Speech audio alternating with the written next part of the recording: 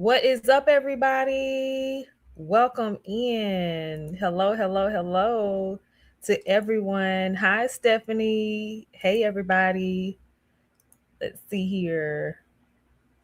What's going on? Say hello as you're coming in. Yes, welcome. Happy Wednesday to you all. I'm so glad to see everyone in the building. Let's see who is all here. I know we have Stephanie. Stephanie is always the first one. Okay. So I'm gonna work my way back. What's up, Jesse? Hey, brother. What's going on? Hey, Shy Roslyn. Welcome into the room. Yes. Hey, Anthony. Happy Wednesday to you. Let's see who else. Um, I said hello to Stephanie, Robert, welcome in, Deacon Robert, Mark, welcome in. Yes. I think, did I miss anybody? Let me see. Nope. I think that's everybody for right now, and everybody just greeting everybody. Always, as you are coming in, do me a favor, hit like, share, and subscribe. Yes, like, share, and subscribe. Do me a favor, help me get to 1,000. And the prelay is in the building. Everyone, please stand. Everyone, please stand. And let us receive the James. Good evening, St. James. Happy Wednesday to you. Um, who else we got? Let's see, everybody just speaking to everybody. It's so good to see everybody. It's so good to see everybody in the community. So yeah, help me to get to 1,000 before February, because I'm sure y'all heard about what's about to take place, the changes that are taking place in YouTube. So go ahead and do that for me. And if this hat cocked to the side is bothering you, let me know, because y'all already don't like women in clergy collars. Excuse me. Hey, Pray Era. Good evening to Delson. What up, though? Welcome in. Yes, welcome in, everybody. And then here's another thing. If you would like to support the channel, there you are. If you would like to support the channel, I have something called the tip jar. So this is something I'm trying different. I know a lot of people do not feel comfortable about using Zelle, right? I created that. That's PayPal. So that may be a little easier for everyone to use in lieu of Cash App, because I do not have Cash App.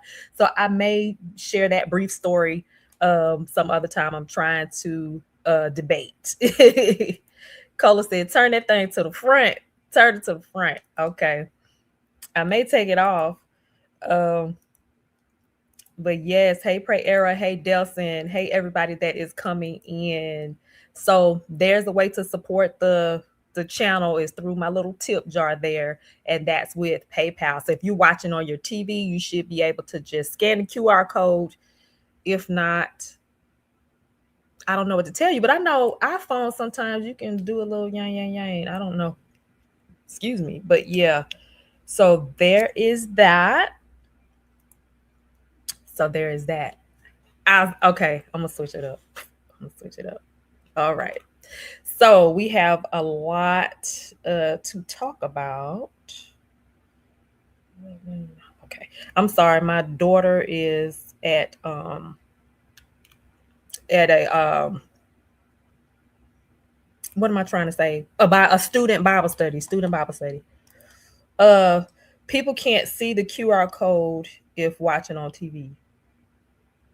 Huh? They can't. Hold on. Take the comments down. I don't have I don't have my comments showing. I don't have the comments showing on the stage. So I'm not sure. Yeah, the new YouTube rules are about to be crazy. Hey Londa, welcome in. Um okay, let me try it again. If you see comments on your end, because I don't have the comments showing on the stage. If you see comments on your end, then that means that you have your live comments up on your TV, and you would have to manually go and remove the comments. You can do that. I don't know if anybody else had that issue or not. So there's that. And then I'm looking on my TV. Yeah, and I don't see any comments on my TV because I don't have my what am I trying to say? My live comments up on my TV. So I don't know if that's helpful or not. So there is that. And then I feel like there was something else. I got that. I guess that's it. Okay. So there is that. We are on. Oh, that's what it was too. If you would like to follow, yes, please. Thank you so much. Follow me on Facebook, Instagram. Of course, you're already on YouTube, and Threads is I am Courtney Phillips TV, except for Threads is I am Courtney Phillips. I may add the TV on there to just make everything streamlined. As a matter of fact, I may do that. So there's that. Also, I keep forgetting about Patreon. So I also have my Patreon, and that is patreon.com/ I am Courtney Phillips TV. If you would like to get a more exclusive look, and I'm gonna get back into Patreon, into the thing of the things. I'm trying to I'm considering, let me tell you what I'm considering, and then y'all let me know what y'all think about this, okay? Let me know in the comments. I'm thinking about in Patreon, but I think it will be good content for YouTube as well, but I don't know. I am thinking about talking to or doing an interview with my ex-husband's wife. And we talk about blended families. What do y'all think? Is that Patreon material or is that YouTube material and then transferred to Patreon, or Patreon first, then transferred to YouTube? Quick thoughts. Give me your thoughts really quick. I was really thinking about asking her, hey, Leah. I was thinking about asking her if she wanted to do something. What do y'all think? Let me know your thoughts in the chat. Really quick. While y'all doing that, I want to grab my microphone. I forgot to grab my microphone because I was going to do my headset, but I changed my mind. I want to do my microphone. Okay, so Londa said YouTube for a broader reach. Delson said Patreon only. She ain't gonna talk about me too bad, I don't think. The wife, yes, my ex-husband's wife. Patreon first. So Patreon first, then YouTube. Hey, J. Rochelle. Messy Boots, give us the tea. No paywall. YouTube. Patreon first. Okay, I like that. Hey, Princess. YouTube. Okay. Let's see. Okay. So I think what I will do is Patreon first. Y'all get the exclusive.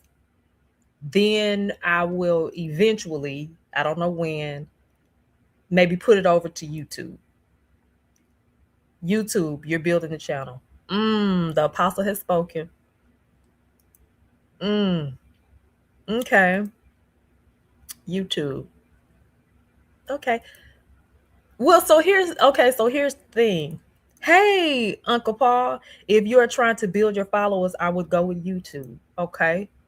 You need to build the channel. That will help. No paywall. Okay. I get it. Okay. I get it. I guess I was thinking about my Patreon. I need to do something exclusive for the Patreon members. So I'll think about that because I need to I've been posting the daily challenge in there, but I need to get back in there and do some exclusive content for Patreon. So I will think that through for sure. Okay, so I will talk to her and see if that's something that she wants to do. She is very straight to the point. She is very honest. And so I know that she will give a honest perspective, and I think it will be a good conversation because we're in a great space. So I think the conversation will be very good. That's a hot button topic. YouTube first, then move to Patreon after you've exhausted all clips and snippets. Then Patreon will be like, girl, that's not exclusive. So Okay, so I'll figure it out, but I will ask her and see what she says. I've been thinking about that for a minute. So I have now the one that I did, the interview that I did with my ex-husband. I'm not putting that on YouTube, and the only reason why I say that is because I am a single woman, and the last thing I need is a ninja. It's no, it's a no for me. Uh, so that's the only reason why. He didn't say anything too off-putting. The conversation was very good. It was a conversation that we had that we've never had, and we had it for the first time exclusively in Patreon. So that was our first time having any conversation about the past since we've been divorced, and we've been divorced since 2014. So it was a very good conversation. I um so I had to hold on to my seat for some of it, but I asked for it. So there is that. Um, what else? Can y'all hold on for like 3 seconds? Because I want to go get my microphone. I forgot to get my microphone when I started. Now it's time to take that to YouTube. St. James. Um, I am hesitant. I love that you have such a great relationship with both of them. Yes, and we did not start off. Neither party started out there. So when I was enthralled in a divorce, and then the after effects was not so great for a while. But when I tell you, it took all of us praying. That's a whole other story for another day. But when I tell you we prayed, and I don't know if we talked about that. I may need to do a part. I may do a part two with him actually, because we didn't have time to really touch on like actually going through the divorce. We didn't have time to talk about that. So I may do a part two with him, but honey, it took me a second to get over part one. Okay. Promote the wife's interview. We coming. Okay. Uh, I mean, you'll get to 1,000 much quicker. It's up to you though. With which one? Doing my ex husband or what? Don't split the baby. Build one, then work on the other. It's kind of too late. And the okay, I don't know if I want to share that, but um, so yeah, y'all give me 1 second because I keep rolling, and then I won't get my mic and all that good stuff. Give me like 3 seconds, okay? One. Talk amongst yourselves.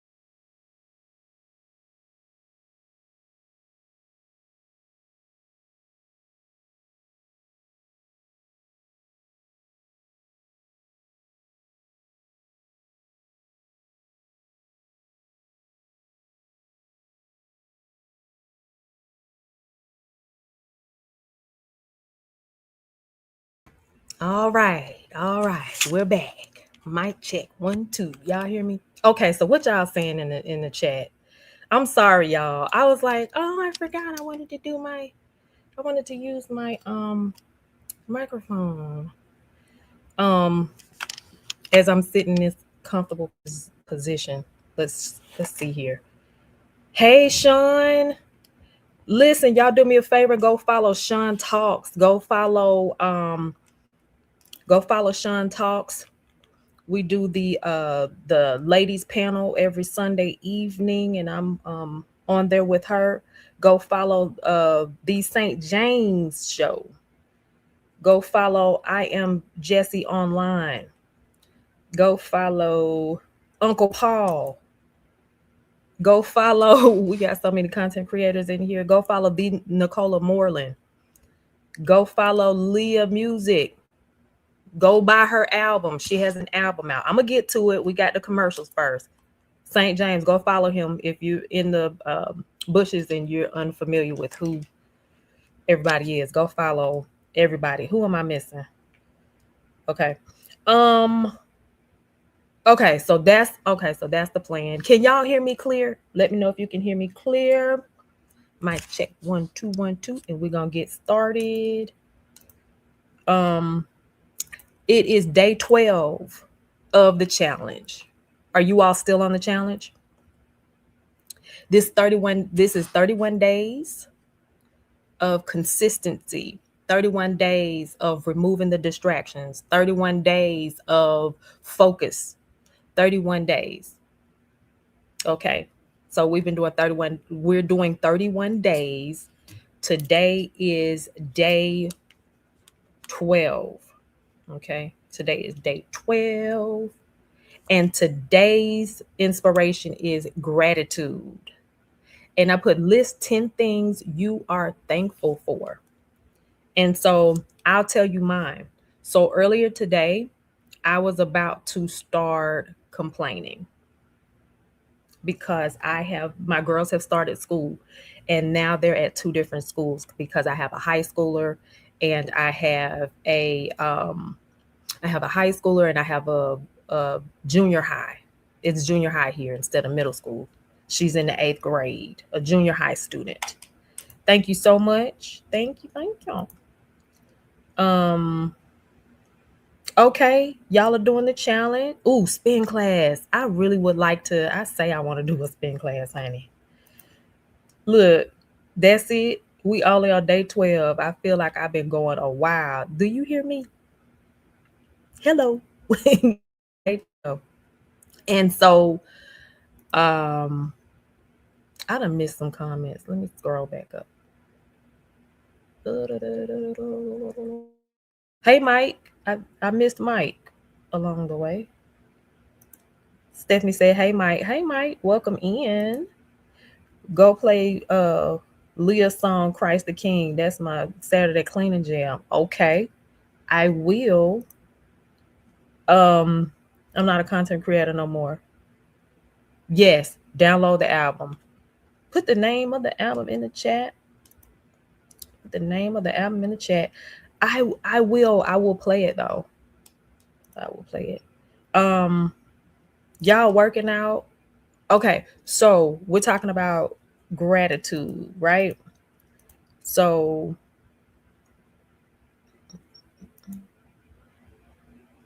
okay, I wanted to catch up on because I wasn't looking for a minute. But anyway, so gratitude. So today I started to complain because I have been taking my daughters to school and taking their friends to school and picking them up from school and taking their friends home like I'm a soccer mom, like I have a van, and I do not. But no, but so watch this. Right when I was getting ready to complain about the school traffic because the first week of school is normally a bit busy. I'm trying to move this cord out the way this on my laptop. Um, hey Jack, welcome in. It's so good to see you. Where my Sabrina at? Okay, good. You've been speaking positive. So I've had some good days. So, anyways, so I was about to complain, and then immediately I was like, you know what? Thank you, Lord, that I am able to take them to school, and I am able to take their friends to school and to get to know their friends. Thank you, Lord, that I'm able to pick them up. Because I don't know about you, and this is, no shade, no tea, because my parents had to do what they had to do, but my mom was a single parent and she worked her butt off. She worked a lot, and there was a lot that she wasn't able to do. And so I'm grateful. I said, thank you, Lord, that I am able to do these things for my children. I thank you, Lord, that I have the time. For a minute, when I was working on this contract, I didn't have time. There was a lot of things that I couldn't do. And so I am grateful that I am able to do those things. I'm grateful that I'm able to get to know their friends. I'm grateful that their friends are able to get to know me. You know, I'm grateful that I'm able to be an active mom, because a lot of times, especially being a single parent, you get caught in the hustle and bustle of it all, and you're not. She's working. Okay, I figured as much. But if you watching in the bushes, hey, girl, hey. so so that's just one thing that, before I even looked at what the inspiration was for today, because I already have them written out in my notes, and before I had, looked at it again, I was already grateful. So, not clapping on the 1 and 3. Who clapping? Yes, you are.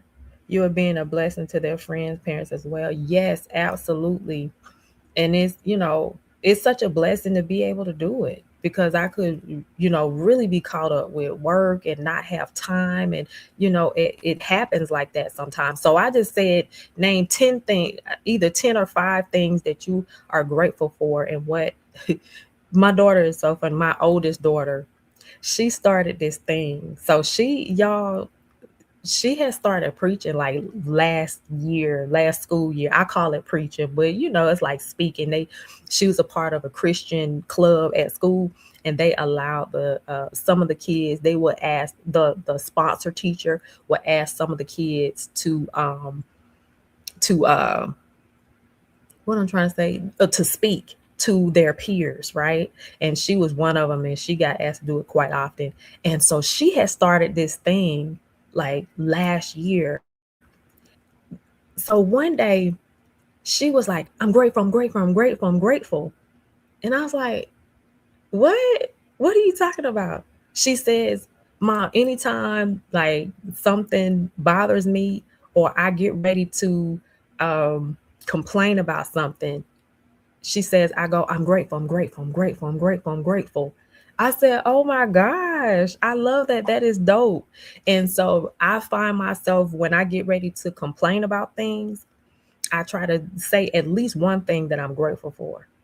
So like I said, I was going to complain about the traffic, or complain about the gas, which is not cheap, right? And the school is like 15 minutes away. I started to complain about those things, but then I had to stop and say, you know what? I'm grateful. I'm grateful. I'm grateful. I'm grateful. So just a little inspiration. So today is a day of gratefulness. So day 12 is gratefulness. And I have something in the works. So by the time we get to the end of this challenge, I hope that it will bless you. Mark says, things are not what I think or want them to be, but it could be worse. I am grateful. I love it, Mark. I love it. Jesse said, why not bring your daughters on? I'm sure that,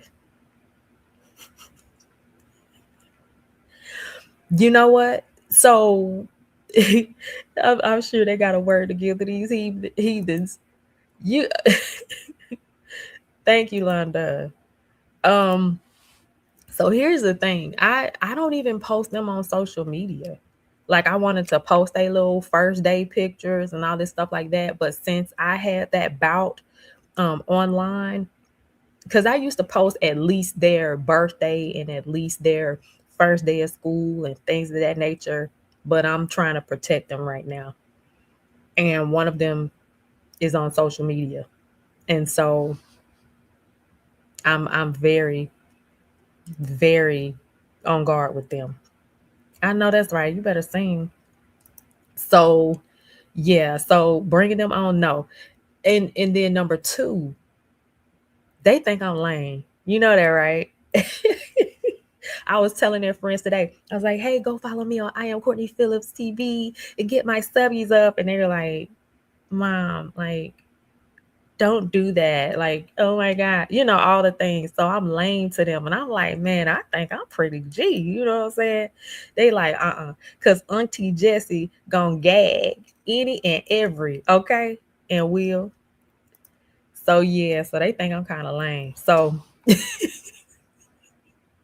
we're gonna let that be the reason. So let's get into the thing of the things, y'all. All right. So I have some things to talk about in no particular order, but these are some hot topics that I found along the way to be interesting to me. And so hopefully it will spark a pretty good conversation. Last night, if you didn't watch last night, go back and watch the replay. I love when we have authentic conversations, man. And so last night was a very, very, very good conversation where we talked about you probably still be trying to dress like dress them like twins. No, no, I do not. I stopped that a long, long, long, long time ago because their tastes are totally different. I wish I could, but no. Child, they would have several fits. Do you hear me? But last night's conversation was really, really, really good. We talked about it started out with talking about how many black women are unemployed, and then the outcry, excuse me, was where's the church? Where's the pastors? That sparked such a good conversation. So if you didn't tune in last night, go back and watch the replay from last night. It was very, very, very good conversation. So let's get into it. If you haven't already, go follow me on all the social media platforms. Thank you so much, Jacqueline. And if you haven't already, please like, share, and subscribe. Yes. All right. Let me pull it up. I'm trying to figure out, okay, which way I want to go, which way I want to go, which way I want to go, which way I want to go, which way I want to go. Let me start.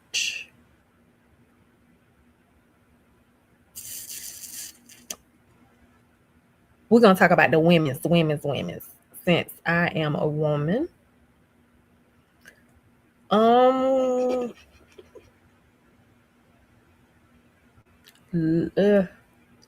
Let me go here.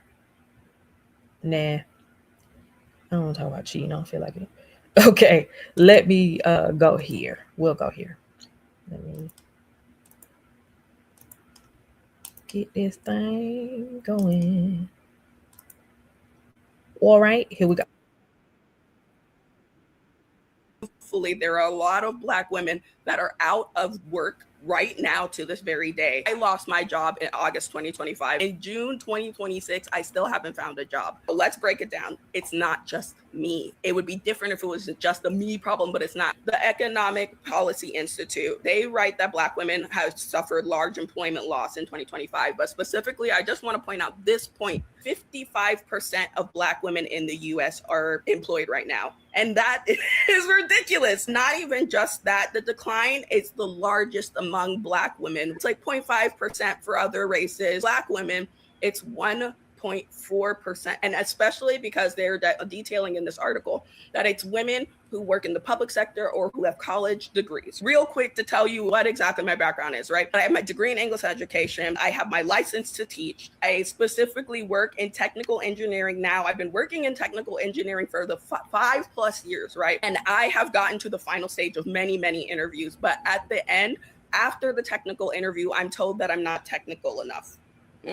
I passed the technical interview. I did an assessment. I did this. I did 6 different interviews, and I'm not technical enough, right?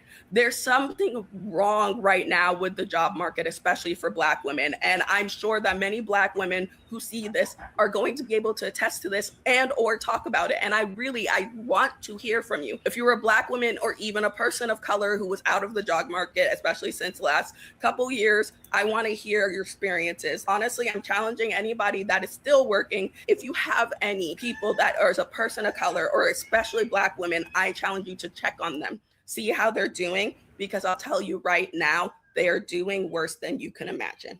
Some of y'all aren't going to believe this, but someone has to tell the truth. Black women in the US are not being employed.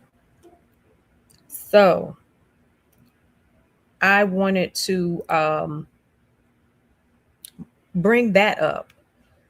So she is saying, so Jacqueline, I am doing something different in regards to the giving. So I have a QR code now for PayPal. But look, Jesse said, cry loud, spare not. So that's one woman. I want to, because I have something that I thought about earlier today. So that's just one woman. I want to share another woman's story as well. So let me bring her up and then I'll give you my thoughts. I have more than one woman, but I don't want to. Give me 1 second. Salary, and that's why I called you, because you're my Hail Mary. You get placed everywhere you interview for. I said, okay, cool. She was like, it's above what you're making currently. Are you willing to leave? I said, I'm not really willing to leave my job, but I'm gonna hear what they got going on, because if it's worth it, I'll leave. She said, okay, cool. I interviewed with the HR department. They love me. They call her back immediately that day and say, hey, we want to have her interview with the IT manager and the whole IT support, because she was so awesome on the call. So she calls me the same day and said, can you do it right now? I said, no, I cannot. And she was like, really, please, could you try to do it? I said, okay, but I'm not going to be on video. She said, okay, cool. We have a phone call. They asked me all the IT questions they want to ask me. They asked me behavioral questions. And then we just start kind of shooting it, because they were like, we really like you. Like, what's some things you'd like to do? So I'm telling them about how, I have been rewatching Full Metal Alchemist Brotherhood. And they were like, oh, like, you like that show? I was like, I really love it. So we're just talking about the show. We're talking about a lot of things going on. And then after that, the call ends. My recruiter calls me that same day and she was like, you're basically a shoo-in. Do you want to see if I can get you a little bit more? I said, yeah, see if you can get me a little bit more. And I'll see if I can get everything together where I'm currently at to prepare to leave. And she was like, okay, cool. She was like, they want to do one more interview with you because of the fact that they want to have you on video. You've done phone calls this entire time, but they want to see you on video. Can you, arrange for that to happen? I said, sure. So I arranged for it to happen on a lunch break. I do a video call with them. When I hop on that video call, when they finally let me into the Zoom, their faces went from to when they seen that I was Black. So then they started asking me very they're not IT help desk questions. They're more security and networking. But I'm able to answer them because I've worked in every sector in IT that I'm able to answer them. But I'm also saying, hey, this is an IT help desk job. I just want to be sure, because that falls into networking. Do you guys have a networking team? And they're like, yeah, we're just making sure. We went through your resume. We're just making sure. I'm like, okay, cool. Towards the end of the interview, one of the guys asked me, because mind you, all of them on the phone call are Asian. They say, your name's Olivia Key. I was like, yeah. They said, it's a very Asian name. I said, really? Last name is? And they were like, yeah, like Olivia Key, it's very Asian. I was like, oh, I've been told. That's why I did a DNA test. And I did have Asian background, but nobody in my family can point it. And they were like, oh, okay. After I get off that call, my recruiter calls me immediately and says, what happened? I was like, what are you talking about? She was like, they no longer want to press forward. They asked me to find somebody else. She was like, what happened? I said, I really can't point it. What could have happened, because I thought I did amazing. And she was like, yeah, you did do amazing. You went from being a shoo-in about to get this job to now they just don't want you. I was like, okay, cool. So she was like, do you know anybody? And just for me to test this theory that they wanted an Asian person, I hit my Meet Me chat and I was like, hey, anybody in the DC area looking for a job? And somebody that I talked to often, he hit me up and he was like, yeah. And I was just like, oh, you'll be perfect, because I think they're looking for an Asian person. So me and him LOL'd about it. And I was like, no, I genuinely think they're looking for an Asian person. He only did 2 rounds of interview and he started that job Monday. He hit me up this morning and said, you were right. I said, what do you mean? He was like, when I got there, he was like, they took me to lunch and everything. And he said, yeah, we interviewed like some crazy people. They weren't great like you. And he was like, really? He was like, my friend told me about this job. She interviewed for this job. And they were like, who? And they were like, Olivia Key. And they all were like, oh, like, yeah, she was great, but he felt she would be comfortable here. And he was like, how so? And he was like, well, and he just made that gesture. So he was like, they 100% wanted an Asian person.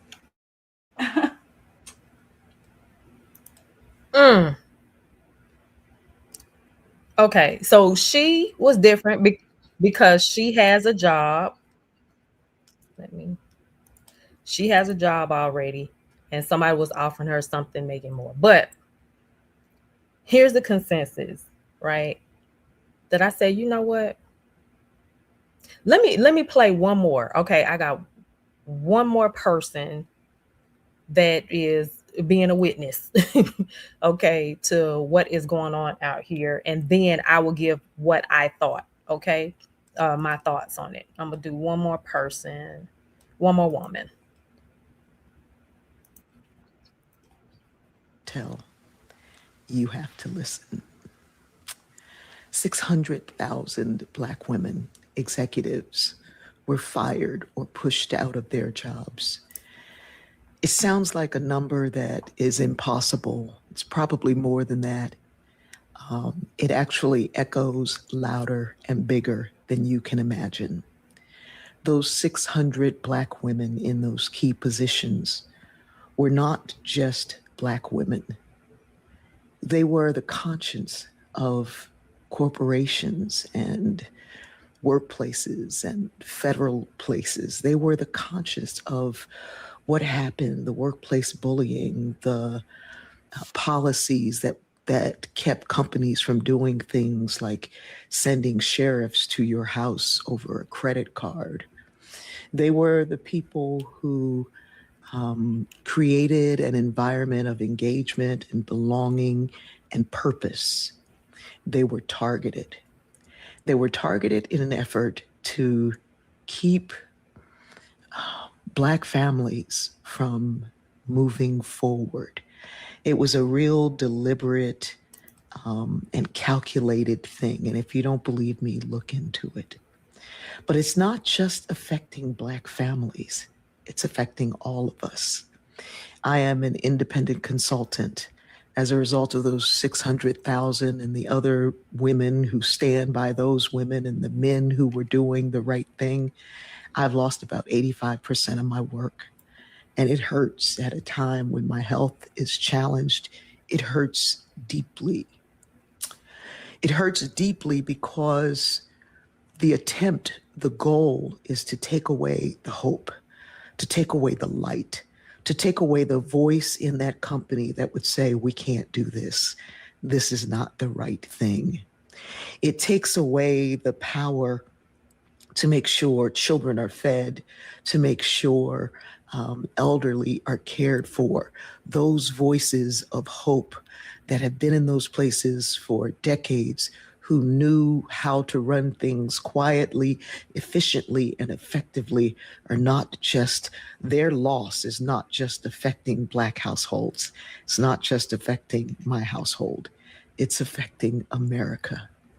And we all should care. We all should see what's happening, the policies and the changes, and enabling people to sue you for something, to put in little binding clauses in places. There was some woman who had been there for a while. She was not only educated, but she was smart and she was cunning and she could see things coming, and she would appeal to those others who knew how to do the right thing to get the right thing done. But that voice is gone. It's gone from those workplaces. It's gone from those forces. It's gone from the inside. That voice of hope. Here's the thing nobody counted on. This joy that we have, the world didn't give it to us. Come on. The world didn't give it, and the world can't take it away. We will rise. We will climb. We will keep moving through hardship and pain and suffering because our mothers and their mothers and their mothers went through so much more. We will continue to be the hope in our communities and in anywhere that we go. We will continue to lift others up and to say the right thing and to encourage people to stand together and to encourage people to walk together. You can kill our jobs, our means, our stuff, but you can't kill our voice. All right. So you can't kill our voice. So notice what she said there, and this is where I'm going with it. She said that she's an independent contractor consultant. She's a consultant. So this is what I was thinking here. Hold on. Because I don't mean anyone in this community. I just mean in general. I didn't think that. I just want to clarify and not come off wrong. Child, you ain't stunned about coming off no wrong. You don't care. No, I'm teasing. Okay. Yes, Jacqueline, we were built for it tough. And let me say this first, because I just had about 5 thoughts come to me at the same time. So earlier today, when I saw this clip, and I didn't play the rest of it, you can go back. It was on Dr. Bertice Berry. It was on her Instagram page, Dr. Bertice Berry. But I said, you know what? Per usual, we are going to have to not only pivot, but create our own table. We are going to have to find a way to be able to provide for our families. No, racism can shut us down. We may not get the job, but we may have to create our own job. You see what I'm saying? Because there is something in us, and chime in if you agree or disagree. I would love the conversation. Sean Talk says we are very resilient and get very little credit or respect.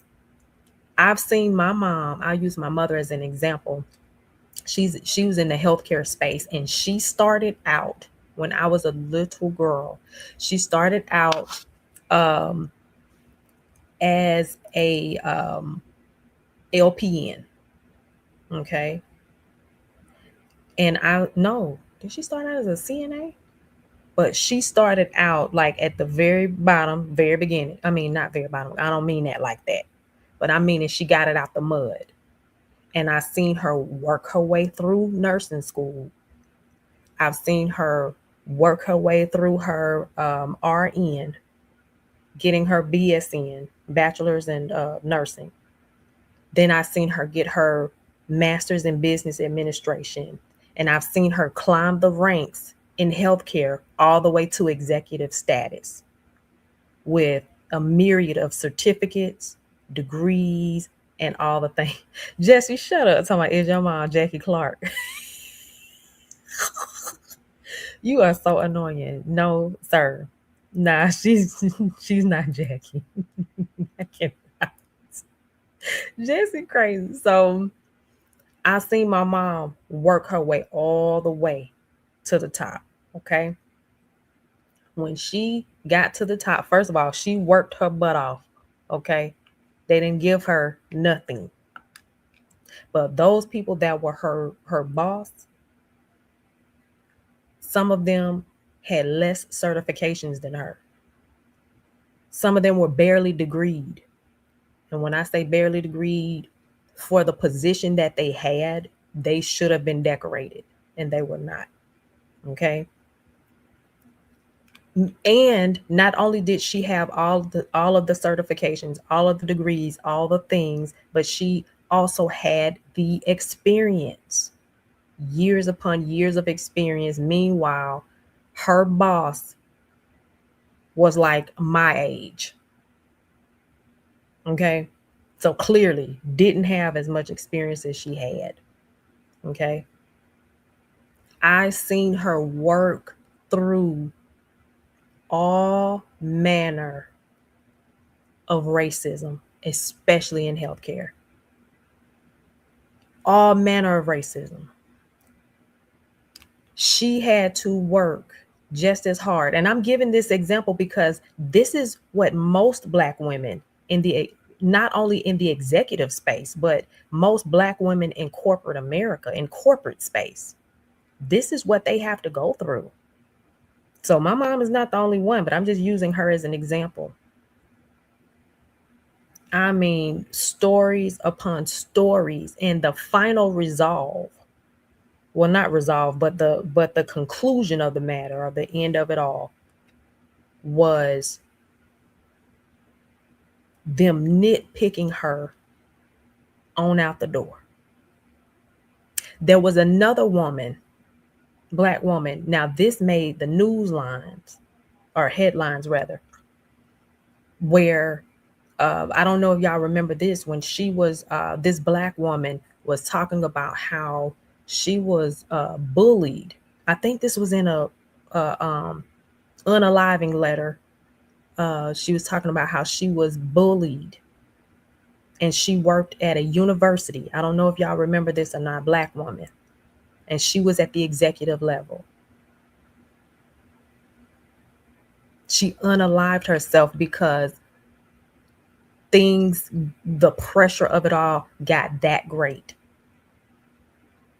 So when we see Black women in corporate space, and especially in executive levels, they have gone through hell and high water and then some. And the very, very unfortunate part, and I have heard Black men say this specifically. You know how many Black men I've heard say, oh, if it's a woman in some level of leadership, how they will say she slept her way to the top. You know how degrading that is?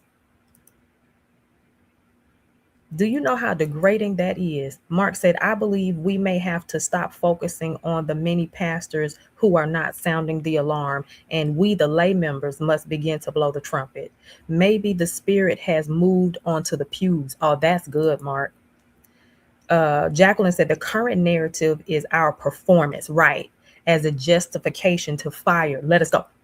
Jack, nail on the head. Until they realize how we hold the company together. That part. You know, Jacqueline, let me say this to that too, because they will use us not only against each other, but they will also use us if you have to go along to get along, you see. So they'll keep one of us around as long as we go along to get along. But the minute we are sounding the alarm, or the minute we go against, it's your performance. Mark said, maybe the next frontier of leaders are in the pew. That is good. That is good. Jesse said, Mark, I'm being hard on them because don't get mad when what don't come. Prayer says, so true. Jesse, I totally get you. Church is definitely moving outside your four walls. Get right or get left. Come on. So yeah. So ultimately, what I am saying to all of this is that we have to strategize. We have to find ways. We can't. Some of these women have been unemployed for a very long time. And so now I'm saying, and y'all let me know your thoughts on this. Now I'm saying is that we have to be creative now in our approach. What I'm saying is now we have to find a way to present ourselves. Now we have to find a way to show our skills and what we have to offer to a company, be it a small business, be it a medium-sized business, or be it a corporation on our own. We have to do something, but we can no longer sit on the sidelines and wait for someone to give us a job. You see what I'm saying? We don't have to settle anymore. We are highly gifted, a lot of us. We are educated, a lot of us. A lot of us come, if we don't have the education, we come with a load of experience and skill sets that we've developed along the way. And so now it's time to strategize ourselves out of waiting for someone to give us a job. And when I say wait, I don't mean that we're sitting at home, but what I mean is we are beating the pavement. We are going through, you heard the one young lady, multiple interviews. We are not only are we going through multiple interviews, but we are getting to the final interview in some cases, and then nothing. Mark said, at this point, Jesse, if they get mad, they mad.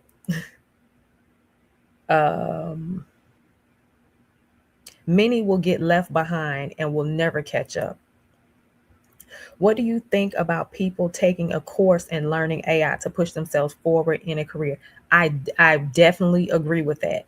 I definitely agree with that. I definitely agree with that.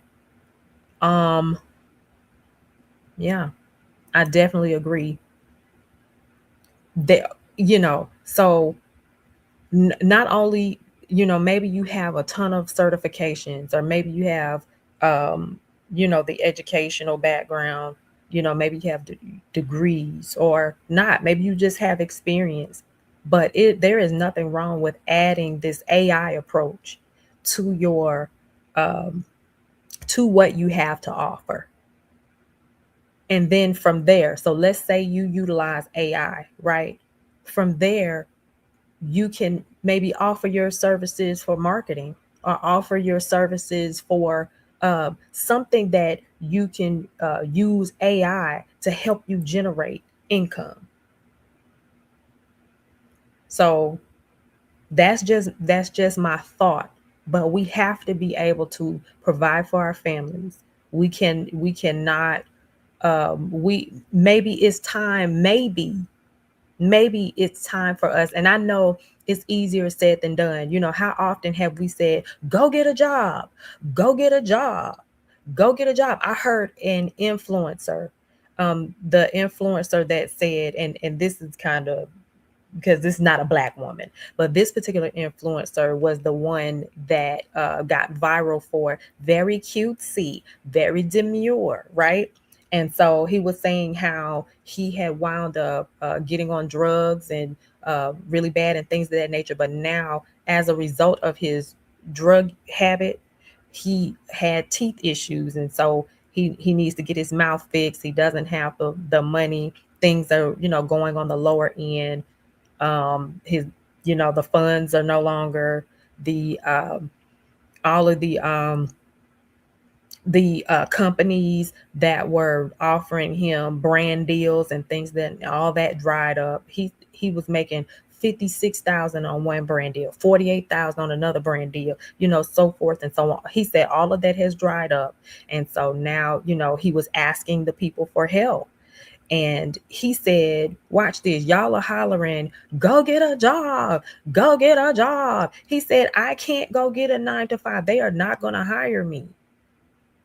They're not going to hire me because it's going to always be a conflict of interest, because I've gone viral, and I'm viral out here in these social media streets. I've said all of that to say, I use that as an example to say, oftentimes we holler, go get a job, but oftentimes it's not as easy for some. And for some Black women being one of them. I took the long road to say that. So if we can't go get a job, maybe we should create our own. And that's easier said than done as well. But we're really going to have to think outside of the box. If you know how, sometimes we have to even get to the point of, if you know how to bake cookies, maybe you have to get you it may differ in different states, but maybe you have to get you a little cottage license so that you can start selling baked goods outside of your home. Maybe you know how to cook well. Maybe you have to go on Facebook Marketplace and start selling plates. I know you got a doctorate. I know you got your master's in business administration. I know you got 12 certifications and 15 degrees. I know. But we have to do something to pivot, to be able to provide for our families. We cannot let this current administration get the best of us, because we are a resilient people. St. James said we told them to do that before this new administration. And you're right. And you're right. But maybe, just maybe, some of us felt like it won't affect me. You know what I'm saying? Maybe, just maybe, some of us felt like my work ethic is impeccable. My work is so good. They will have no choice but to keep me. Because that's another thing. We will work our bones off. Okay? We'll work our whole butt off to make them be like, you can't get rid of me, baby. I am the company. Only for them to get rid of you. No, only for them to have you to train somebody and then get rid of you. Don't ask me how I know. Please don't ask me how I know. Okay? So, yeah. Absolutely. Let's see here. Someone expressed to me once that you are the job. That is so funny because I just said that and I didn't even read that. Where am I? Okay. Red dot. You are the job. Yes, in Maryland, both Bowie State University and Morgan State University are offering courses in AI as an undergraduate degree. Maybe they will add a master's program in AI. A side hustle can turn into a career. Yes, it can. Many people who work and or have means have extra side jobs. And let me say this too, because we are also dealing with a populace that, or a demographic rather, of newly retired people. And that's a particular demographic that came from you go to school, you get your education, you get you a good job, and then you retire. And retirement is looking very different from that paycheck that they were getting. And we have that demographic that at one point in time did not necessarily believe in entrepreneurship. They believed in working at good job. And now some of them are looking like, what is next for me? And I heard Bishop Jordan say that he has some baby boomers. I think that's the baby boomer generation. He has some baby boomers that is in his AI class right now. So some of them are not able to, some of them are having a challenging time with trying to figure out what is next for my life. I'm still living, but I can't work anymore because I'm at retirement age and they're aging me out of the work space. That's a whole other subject for another day. This is gold, Courtney. They are aging out the baby boomers who are still sharp. And retirement is not enough for them, but they don't quite know how to be an entrepreneur. And some of them are not quite savvy enough to do, or they feel as though they are not savvy. They feel as though they are not savvy enough to be in the tech space as far as AI is concerned. So they're in a very precarious predicament themselves. So again, my recommendation to us is to pivot and create our own tables. Pivot and create our own tables. That looks different for some of us.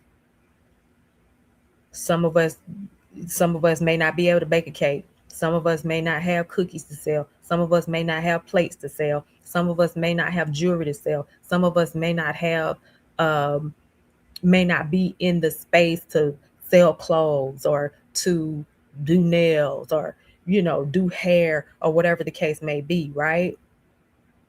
What is it in you What skill set do you have to offer someone that is willing to pay you? What skill set do you have to offer someone? You may say, my gift is the gift of gab. I can talk. There is a gift in you that you should be able to monetize. Courtney, you can be an empowerment coach. That's so funny you say that. That is so funny that you say that. To be honest, I love to strategize people. I will strategize a stranger in a minute. It's crazy. It's needed. It is. But I will say this to anybody. There is something in you that you can do that you can monetize that will bring you income. And this is not necessarily a get rich quick scheme, but this is a plan for your life that will lead you definitely to purpose.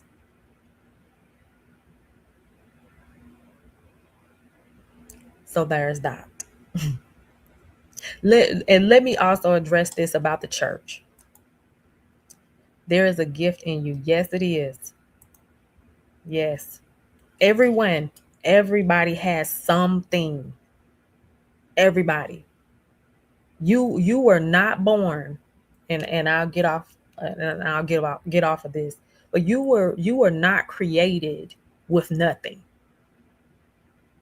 When God has everything, and if the greater one is in us, how in the world would you not have anything? You see what I'm saying? You may be able to sell sand to the beach. You may be able to sell water to a well. You know what I mean? But you got something. Okay. What else was I gonna? The church. Mark said something very, very, very, very, very good. Mark said, it's in the pews. Let me scroll up. For so long, we have put this weight on the institution of the church, knowing, and Uncle Paul said this last night. Uncle Paul said, we are the church. We make up the church, the people, the ecclesia. We make up the church. We are the church. Okay? So yes, we want our pastor to cry loud and spare not from that pulpit, but that's not enough. It is up to us to get each one, reach one. I feel like I read that in the comments maybe yesterday. It is up to us to go out here and be fisher of men. And what I mean by that is it's up to us to mobilize. There should be the church is a community, right? The whole church is a community. And then within that community, there are small subsects. You can't tell me that it's not. There are communities within the community within the community. From there, we should be mobilizing. We should be developing plans. So, for example, Jesse, you may, where am I? I get lost. Abundance already dwells in us. Amen. So for instance, Jesse, you may have a idea of some type of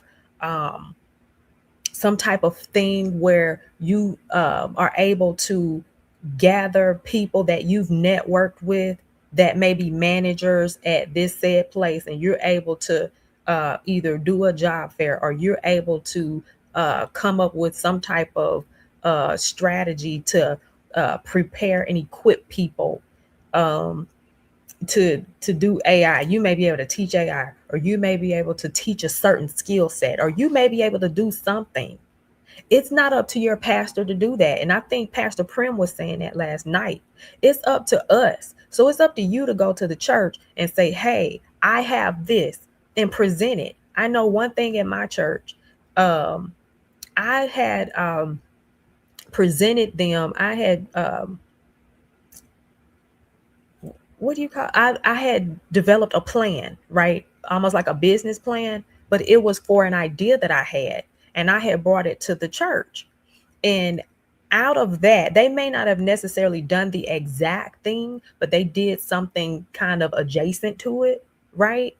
It's up to us. I don't, each church is different, but the pastor cannot, if we are leaning on the pastor to do all of these things, you can cancel Christmas. It is up to us. And so I agree with Mark with that. It is definitely up to us to get the job done in the pews. And if you don't see it from your pastor, you do it. You go ye therefore. The commission was for us all, not just for our pastor, but for us all to go. Okay. So there is that on that. I disagree. I'm going to drop the link.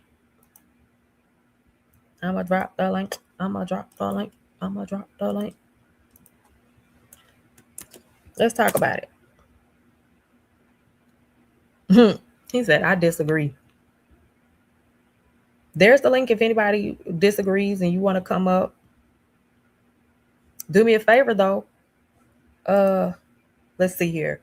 SoCal said, at 28 years old, I secured my first 6-figure paying job, and the general public thinks I should be happy. However, in reality, I was happier when I was broke, yanks, and not feeling like everyone was out to get me. America knows how to keep us on our toes, especially in this economy. And if you're a PLC. What's a PLC? What's a PLC? Now let me tell you something. That's one thing, SoCal, you a person of color. Okay. Let me tell you something. You are right about that. You make that 6 figures, you gonna earn every cent of it. Do you hear me? Hi, Jesse Boo. Hey, praise the Lord, everybody. Praise the Listen, this is night 2 of coming with the things of the things. Yes.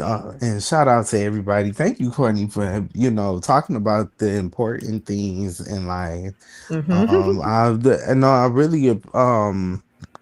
really like where you're going with these subject matters here, because it's very important, and not enough people, we get up and I don't know who exactly said this in the chat. I don't know if it was SoCal or if it was Mark, but it's like even content creators, that was a good point. Not just pastors, but even content creators. Y'all get up and y'all talk about the, things that don't really matter. And yeah, it is true that, we as a, group of people consciously need to do better at being more aware of what's going on in the world and being more aware of what's going on economically. But like I said in the comments, I slightly disagree with some of the viewpoints that were said last night and tonight, when it comes down to church leadership, because it's how do y'all get up and y'all always have this attitude of we're supposed to be the leader, we're supposed to be the salt of the earth, we're supposed to be this, that, and the third. But when the issues are affecting the people in the pews, you're radio silent about it. I don't like it. But see, not every pastor is radio silent, Jesse. But there's so many that are. No, well, see, so here's the problem that I have with that. The problem that I have with that statement is that you all do not have, well, I'll speak to you. You do not have enough evidence to prove that. You haven't done a case study. You haven't gone out and gotten the numbers. I watched Joy 105. I watched Joy 105. You don't get off my line. I watched Shout out to Joy 105. Now the Baptist and Jamal Bryant. And I've been in church long enough to know who is who and what is what and what's going on, and kind of be able to, see right from wrong.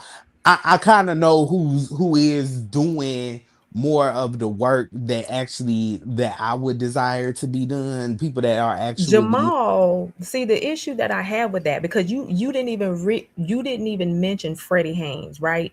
You didn't mention some of these pastors that are out here that may not have large enough platforms, right? well, I So said mhm, I said Jamal and the Baptist, and and it's the not Baptist. and the Baptist. You know, they're the only So wait, so ones. you're saying that you don't think that like Pentecostals I or think, yeah, not about it? very much, yeah. This conversation is more pointed towards the Pentecostal church. Okay, Where my chat. energy is coming from. Hold on a second. Chat. Put in the chat if you know any like apostolic, Pentecostal, Kojic, um, or the like pastors that are Pastor Prim. He's Kojic. He said he is in the community. He's crying loud and sparing not. But who? I'm and it's more from an organizational standpoint too. We get disheartened. Uh-oh, you breaking Can up, brother. you hear Say that me? again. I can hear you Can now. you, okay, Oh, it's this is a good one. Hezekiah Walker. Yes. Thank yeah. you. Hezekiah is, and I can't say it's every. I'm not saying that it's everybody, but it is so many people that you can tell y'all either y'all didn't vote or y'all voted for what's going on. And there I'm not again, gonna like I hold you. said last night, I don't disagree with that part because some of them probably did, but I'm gonna say this, yeah. and Mark said it. This is good, Mark. Mark said, I guess I'm tired of waiting on others or leaders that are stubborn or full of pride. I did that. My attitude now is let them be. And I agree with that. It's up to us. If they're not, we can't shame them into doing the right thing. We can't shame We can't, but I just want it to be said. You know, I just want it to be said, and I don't want it to be like, oh well, we can't. You know, no, let's address this. You know, we're not gonna harp on it or nothing like that. I'm not gonna continue hmm to harp on it because I don't care about these niggas at the end of the day. Y'all know hmm that. But it's just like I want to address this, and I don't want no excuses But he's made behind Baptist. it. Yes, he does. Mark said Howard John Wesley does great. Absolutely does. Howard John Wesley does amazing work. Yeah, I just don't, because what I Let me keep my 2 cents see out of it. on what you know what's really like kind of like who I'm thinking about specifically right now is Marvin Winans. You- Why am I still hearing conversations about him asking people to go, you know, ask their neighbors for money and all of this and that, and people like him that, yeah, it really is this, you know, kind of older crowd where it's like I'm not really as Mm, affected by what's going on in the economy. I'm disillusioned. And it's like you are, you know, because I still have a special place in my heart for the church, for the black church. mhm, Um, and it's like y'all are really in the way. And we've said this over and over again throughout so many conversations, but it's like it's so many people that's in that baby boomer generation. They're so in the way that, and they keep just doing this same old when it's other problems going on. Like Leah said last night, don't nobody care that you giving out a box of almost spoiled food. ooh, Nobody cares about that. Okay, we need almost spoiled. uh, I'm gonna have to take that's that not that was community building in 2005, my baby. one. This is 2026. Okay, we need a little bit more. Why ain't y'all using? And shout out to Bishop Jordan, because Bishop Jordan is doing the work. There goes somebody right there that's actually doing the work. Yes, that's good. That's a good I'm one. not coming on here trying to chastise because I That's ain't like good. these other heathens. I recognize the value in the That's Christian good. church, and I think people are getting that misconstrued. I'm not coming on Okay. here with no hate message. I'm just coming on here. Let's call out these people that are doing bad. Brian Carn, why are you down there Hey. trying? Why you down there trying to run a money cast Mm-mm. and you ain't even got your Mm-mm. own funds together? You could have been using those resources to actually help the women up in your church. Oh my God. Oh my God. That's all I'm saying. All I'm saying is let's just call it out. We can move on, but I'm just tired of, the constituents also, y'all, Courtney and Mark, no shade. I love y'all. But it just feel like, y'all like The making 2005 excuses for food these drive. people. What do you say? So I said, Jesse, 2005 food drives. That's so spot on. Listen, hold on. Let me go back to this. So extra small said the church could help by starting labor intensive businesses. My church just opened a cultural center in honor of our late pastor as an event space. No shade, but that created 1 to 3 jobs for our for the members. Okay. And then Mackie Samuels, thank you for coming out of the bushes, said, I agree that our Black Baptist churches could be more active in terms of providing leadership for issues like public education, affordable housing, and food deserts within their neighborhoods. I think Jesse was saying that he thought that they were doing it. No, they're not. Oh, you They're said they're not. not. No, well, you'll have like one good person out here. And then, we like, I could look at an example of what used to happen back in the heydays, back in the 50s and the 40s, when they were sending for people down there in Mississippi, Alabama, for them to come up to Detroit, Chicago, and all these different cities. We don't have leaders like that anymore. That's all I'm trying to say. Where are the real deal, whatever they had going on in their personal life, but where are the real deal people that actually, pastors and leaders that actually cared about the people? Where are the MLKs? Where are the Jesse Jacksons? Where are the CL Franklins? Where's these people at? But hold on. So, and I'm gonna ask you this. I'm gonna read this first. So, Reverend Otis Moss III from Obama's home church in Chicago is a great example of him that is working. Now, let me say this: the gentleman that was President Obama's former pastor, the light skinned guy. I think this is him you're referring to. They silenced him. They silenced him when he was Jeremiah. Was it Jeremiah? Jeremiah Wright. That's Yep. it. Thank you. People like him, they silenced him. See, there is a cost when you are a voice for the voiceless, when you are a pastor, and when you have a platform, there's a cost for speaking up for your people. Are you willing to pay that cost? But see, the thing is, and I forgot exactly what he has said, but Mhm. at this juncture, it's like, that was 15, almost 20 years ago. And I feel like people are, it's you either have your Jamal Bryants and the people that are, sounding the alarm, crying out loud, sparing not. And then you also have people that are scary. Oh, I'm not gonna talk about that. I'm just gonna, rush around it. But then you always have your hand out. That's not fair. Y'all acting like pimps. Ooh. That's not fair. Like I can barely take care of myself, but you writing a letter asking why I ain't giving out ties no more. Now somebody do that to me, I'm going to your office and I'm kicking yo.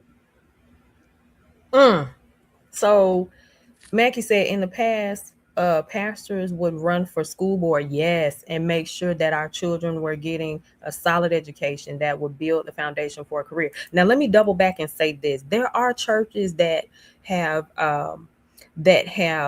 adopted schools, or they'll do something like the Angel Tree.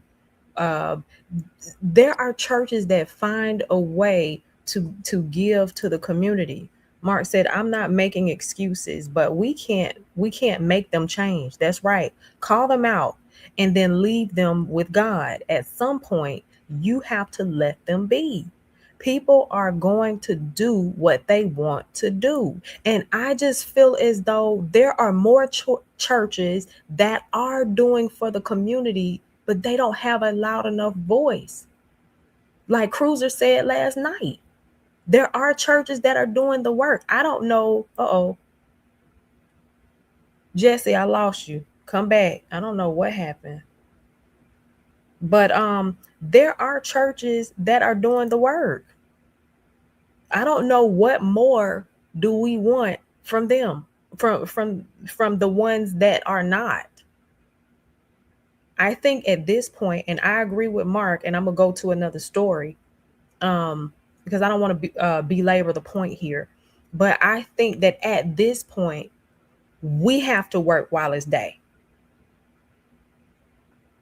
Yes, like Mark said, call them out. I don't know what happened with you, Jesse. Come back if you want to. But we have to let people be. And we have to forge ahead. Okay, so this is a good segue into another story that I hope I have in my arsenal. So this is a good segue into another story that I wanted to talk about.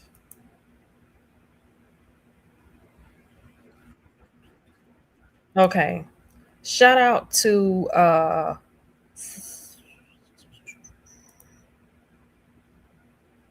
hold on. Oh, there you go, Jesse. I was about I to seg into another story. You can stay up here if you would like, but go ahead and finish your thought. um Yeah, no, that's just my thing. I just, feel like people aren't calling these people out enough about what's going on. I don't really care about, you being able to make money. And I just want to reiterate that, because I think that got misconstrued yesterday, that I Mhm. was talking about financial support to the community. I'm not necessarily talking about that. I'm talking about dealing with the present issues and the present things that's going on. Mhm. So that, I mean, that's all I'm saying. It don't gotta be no argument or nothing like Mhm. that. It's Mhm. just that's just how I feel. I feel like enough isn't being done right now. But Mhm. it is what it is at this juncture I'm good, but i'm Mhm. i'm concerned because I do notice things already. Mhm. And we're not even fully into, it ain't even crashed yet. You know what I'm saying? And that's gonna come. Mm. If you know anything Mhm. about economics, that's set to come. It's supposed to happen anyways. But Right. I'm just concerned because this is a scary time, and I feel like people are being too nonchalant. And this isn't just about the church. I'm only Mhm. bringing this up because I know we're in the church space. Uh-huh. But as a collective, as a community in general, in mass, Black people aren't taking everything as serious. We're not having these conversations in mass. I'm just not dogging the pastors. But Mhm. I want to be clear that I'm on y'all head too. Y'all don't get no free pass by Jesse J. So Mm. Okay. Um, real quick, what are some solutions? You said that we tired of you giving out food. We do have food disparities, but you said first we of need more. we need more AI classes. Okay. We need more financial literacy courses. Are people gonna come to? They will. The right people will come. You know what I'm saying? You can't get Bebe and them to do that, but you can get 40-year-old Kiara to come because Mhm. she knows a little bit more. She's more concerned about her future. So and we need some more grassroots things going on. We need Like, just town halls to talk to people and see what does the community need right now, what ways can we organize and get back in control of what's going on right now. What ways can we have art fairs, or can we have something that um can support business owners? What can we do? Can we have symposiums? Can we even just host things for our cities here? Just to, have a safe space for people to come and throw around ideas. I don't feel like enough of that is going on. I feel like everything, that's attached to the church right now has a dollar sign attached to it. Oh, you can't rent my building unless you paying out XYZ. You know what I'm saying? but and this is a great segue into our next into my next story. But I'm gonna say this: I'm sorry, people, it costs money. Just like it costs money for you to live in your home, it costs money to run that church. Yes, I'm gonna rent it out and I'm gonna charge a fee. But when your community on the line, what happened to the storehouse? Okay, so you're saying utilize your church for like don't charge the people for what exactly? For classes? Yeah, for classes and stuff like that. Why are we Okay. always attaching dollar signs to this stuff? Why are we always Okay. trying to be so, and with the people, ultimately at the end of the day, it's Mm-hmm. like people haven't drawn the line between capitalism and morality. And then this is inside the church. And that's what's scary. It's like I feel y'all Mm-hmm. still are stuck in this capitalistic society. And that's what you're worried about. Mm-hmm. You're worried about your household, but you're not worried about the community. And that's scary to me, because how are you able to do that, and you are calling yourself a man of the cloth, a man, the leader of a moral compass? How do you do that when Mm-hmm. it seems like you're just being quiet while people are going hungry at night, while people are concerned about their economic future? That's very concerning to me. You can't, talk about Jesus and all of this and that, and you're not saying anything. Jesus flipped tables. So, okay, let me read this first and then I'll give my thought. 219 Fair. Hey, like Courtney was saying earlier, there are people that have gifts. There are also people who have connections in the community. Maybe connect with them to bring things together. Exactly. That would be Mhm. a And great. continually try to incorporate their gifts and expertise into the church operations. But Um, you don't see that without a price tag. From what I know and what I see, it's like we're not doing that. Like 219 T Fair said, I don't see enough of just like, okay, well, we're going to have a business networking course. All the mhm. business networking courses are at the bar. Well, let me say this. Let me say this. Um, when you mentioned that about providing free courses and things of that nature, I'm on the fence with that. And the only reason why I say that is because sometimes our people do not um how do they say it? People do not value free. People value what they investing in. And so I would say maybe make it affordable and then have some scholarship for those who absolutely cannot afford it but need it. But other than even that, even hmm just like a business networking thing, you don't hear about hmm that at church like that. well That my well whenever my they church haven't, has that.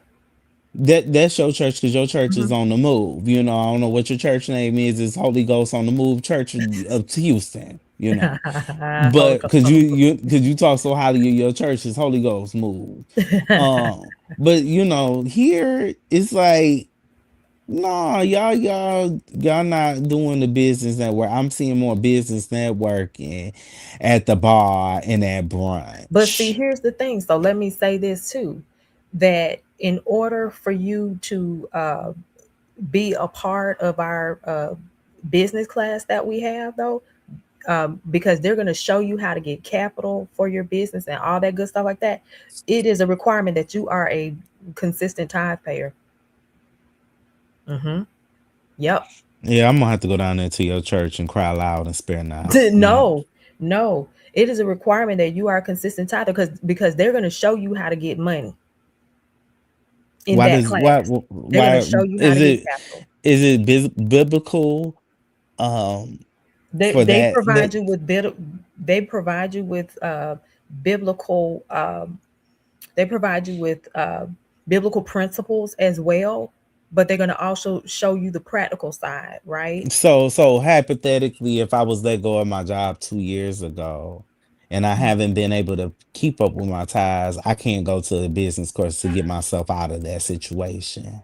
Oh no, it's for business owners only. So you have to already have an established business to be a part of this. Okay, so we just, and I'm not trying to be a hard, Hmm. right now, This is but I'm good. just, I'm Hmm. just, Give it to me. that's throwing me right now. Okay. So we just had this conversation about black women, or black just people in general. Hmm. let's move away from the corporate setting. Let's go move away from, whatever. And then, so let's do our own business. But I have to already be a business. See, this is the stuff I'm talking about right here. I have to, you're going through the same hoops that you would in a corporate setting.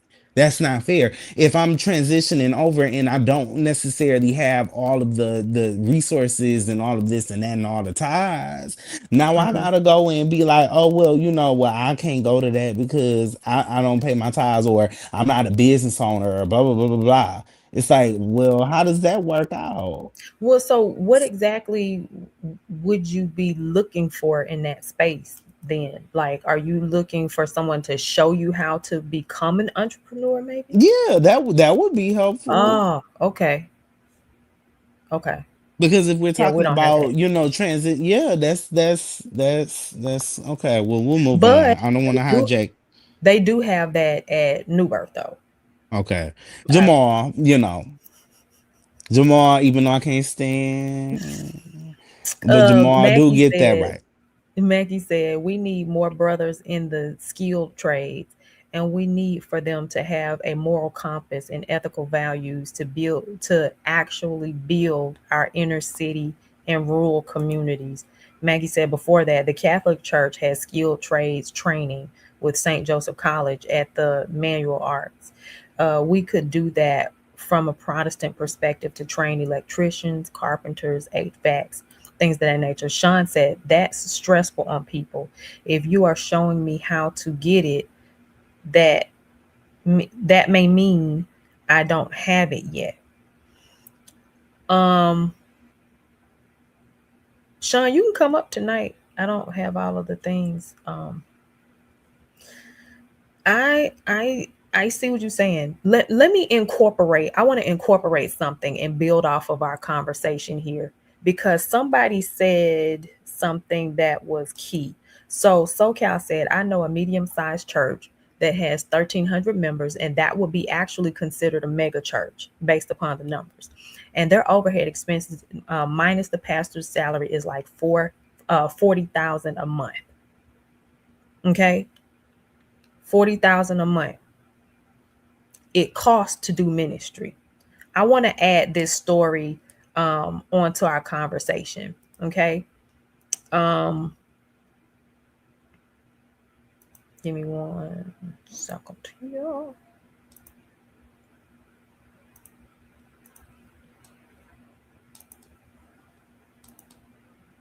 All right. Shout out to Rock Leach. And shockingly so, it's a little unusual from what he normally gets. This right here is a little strange because what's happening. I'm gonna skip through. I think no man does that, but I will. Let's go. Come on, Aaron. People are beginning to question Pastor Philip Anthony Mitchell and his intentions and motives after seeing this video that he posted about going on another tour for his Street Preachers podcast with his partner, Tim Timberlake. And people are questioning the price of the tickets and also the fact that they are having VIP tickets being sold. Okay. Now, the conversation is going to be about these. All right. He's stopping events. every 3 seconds. I got to stop every 3 seconds. Shout out to this Aaron guy. Shout out to Rock Leach. I'm using your stuff to prove Timberlake, to have the conversation. I want to conversation. say thank you for all your love and support of our channel. Now, I want y'all to say this just before we get into it. The sincerity.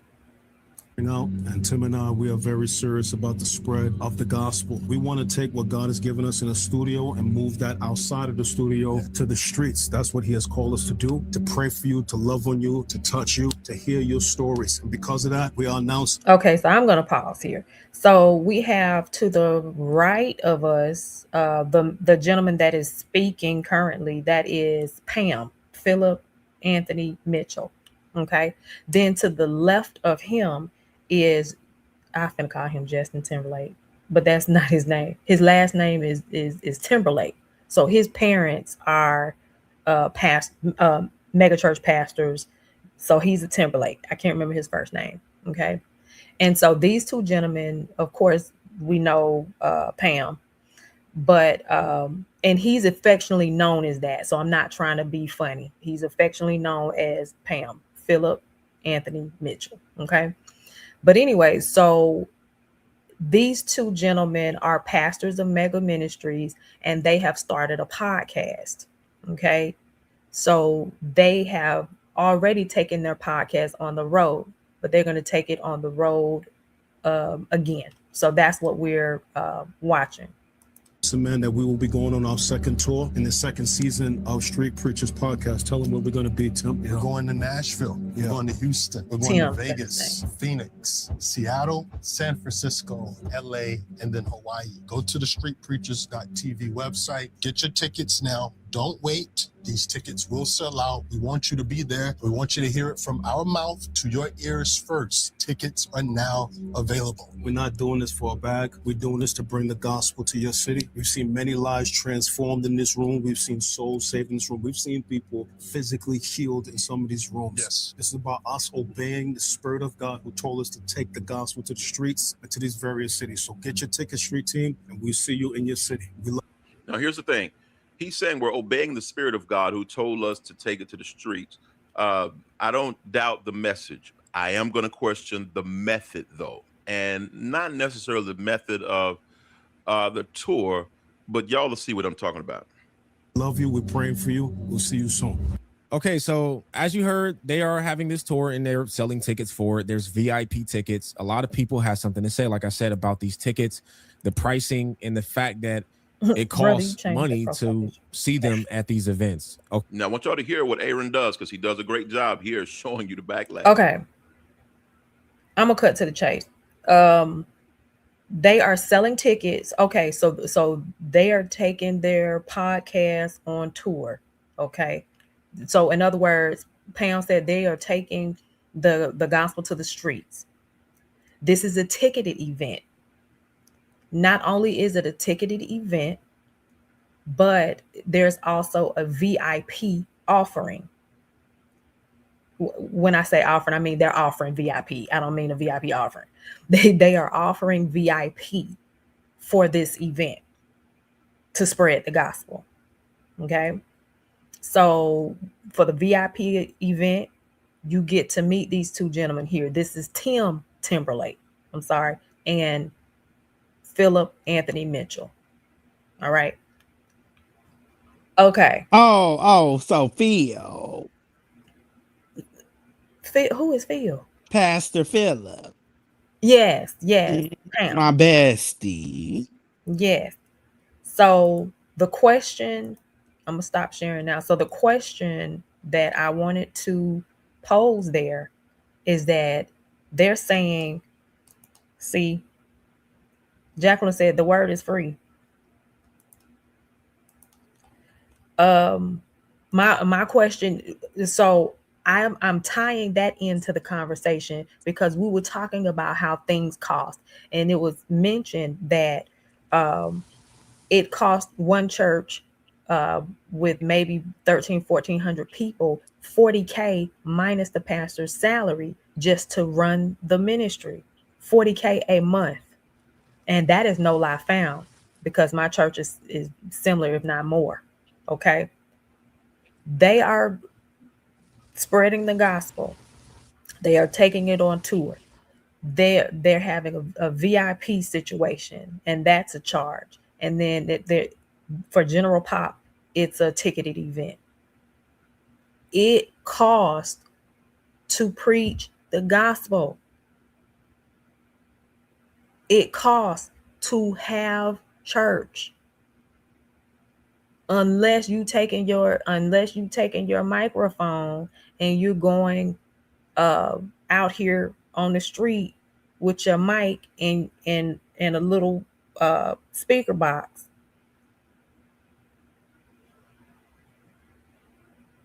These things that we're trying to do, it costs money. Okay, what happened, Jesse? I'm gonna kick you from the studio. Come back. And anybody else that would like to come up, let me know. I'll drop the link again. Mark said, we often speak on the church leadership emptying the congregation's pockets, and that's valid. But sometimes some of our folks don't give, and they have. those be the loudest to complain. Mark not lying. You have to deposit to receive a withdrawal sometimes. This is just another perspective. I'd rather just go see Mary J. Blige. I'm not paying to go watch some sweaty ninja. Ticket to enter or 5 offerings. I think it's probably a little bit, it's a little bit of both. You're going to have a ticket to enter, and there may be an offering. SoCal said, Jacqueline, yes, the word is free, but preaching and teaching it is not free. It costs to go to seminary school, costs to have setup and production at church and conferences. It costs to travel, etc. It costs for you to sit on decent seats in the church. It costs to have the AC running. It costs to have the heat running when it's cold outside. It costs money to flick the lights on. It costs money. And some of us are not, it's as simple as this. Some of us are not supporting the local church. All I see is capitalistic Christianity. Sorry. Okay. That's understandable, SoCal. I'll stick to studying to show myself approved. But how can you hear without a preacher? And what I mean by that is, how can you learn without a teacher? Yes, the Holy Ghost can teach you at the house. Yes, he can. Yes, he can.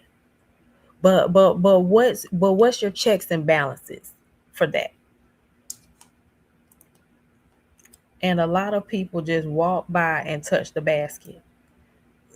Get out the business if it's not working. So here's the thing though. And I'll drop the link again. Let me drop the link. Come on up, Sean, if you can. But here's the thing though. Podcast Christian tour is way off for me. Jesse, you don't like that? They are spreading the gospel. They said they are spreading the gospel. This is not a concert. This is them taking the podcast that they spread the gospel on. They spread the gospel on this podcast. This is an unconventional tool to win souls. So, but I brought that up again because we talk about what the church is not doing. The church need to do this. The church need to do that. The church need to do the third. And so here's the thing. Hey, Shardy Shard. 219 says they are doing their podcast tour and having to book and pay for the venues. To me, this is the same exact thing that other podcasts do. This is true. Hey, Shauna. What's going on? Hold on. Okay. Shardy, people.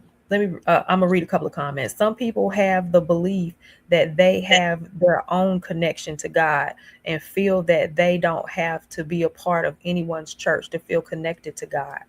Okay. They can't get sponsorships. Good question. Probably not. Philip is spreading Christian nationalism. Now, brother, I may have to side with you there. I could rewatch G.E. Patterson's sermons for free from when he was in the old Green and Gold building. Let me tell you something. There's something about that Green and Gold building. You hear me? And get the same anointing. Okay. Tithes and offerings is as far as I go. All that extra stuff is not necessary for me. Okay. I know, Mark said, I know a mega church in Harlem that are very present in the community, but 55% plus don't give. And the church offers nothing but free opportunities. The pastor stated they will begin to charge a fee. Chick-fil-A, Forever 21, and In-N-Out Burger. What we talking about? Hey, Jay Tuttle. And the people got big mad. Listen, go ahead, Sean. What you got? Hey, y'all. It's kind of weird because there are a lot of churches that do a lot of outreach outside.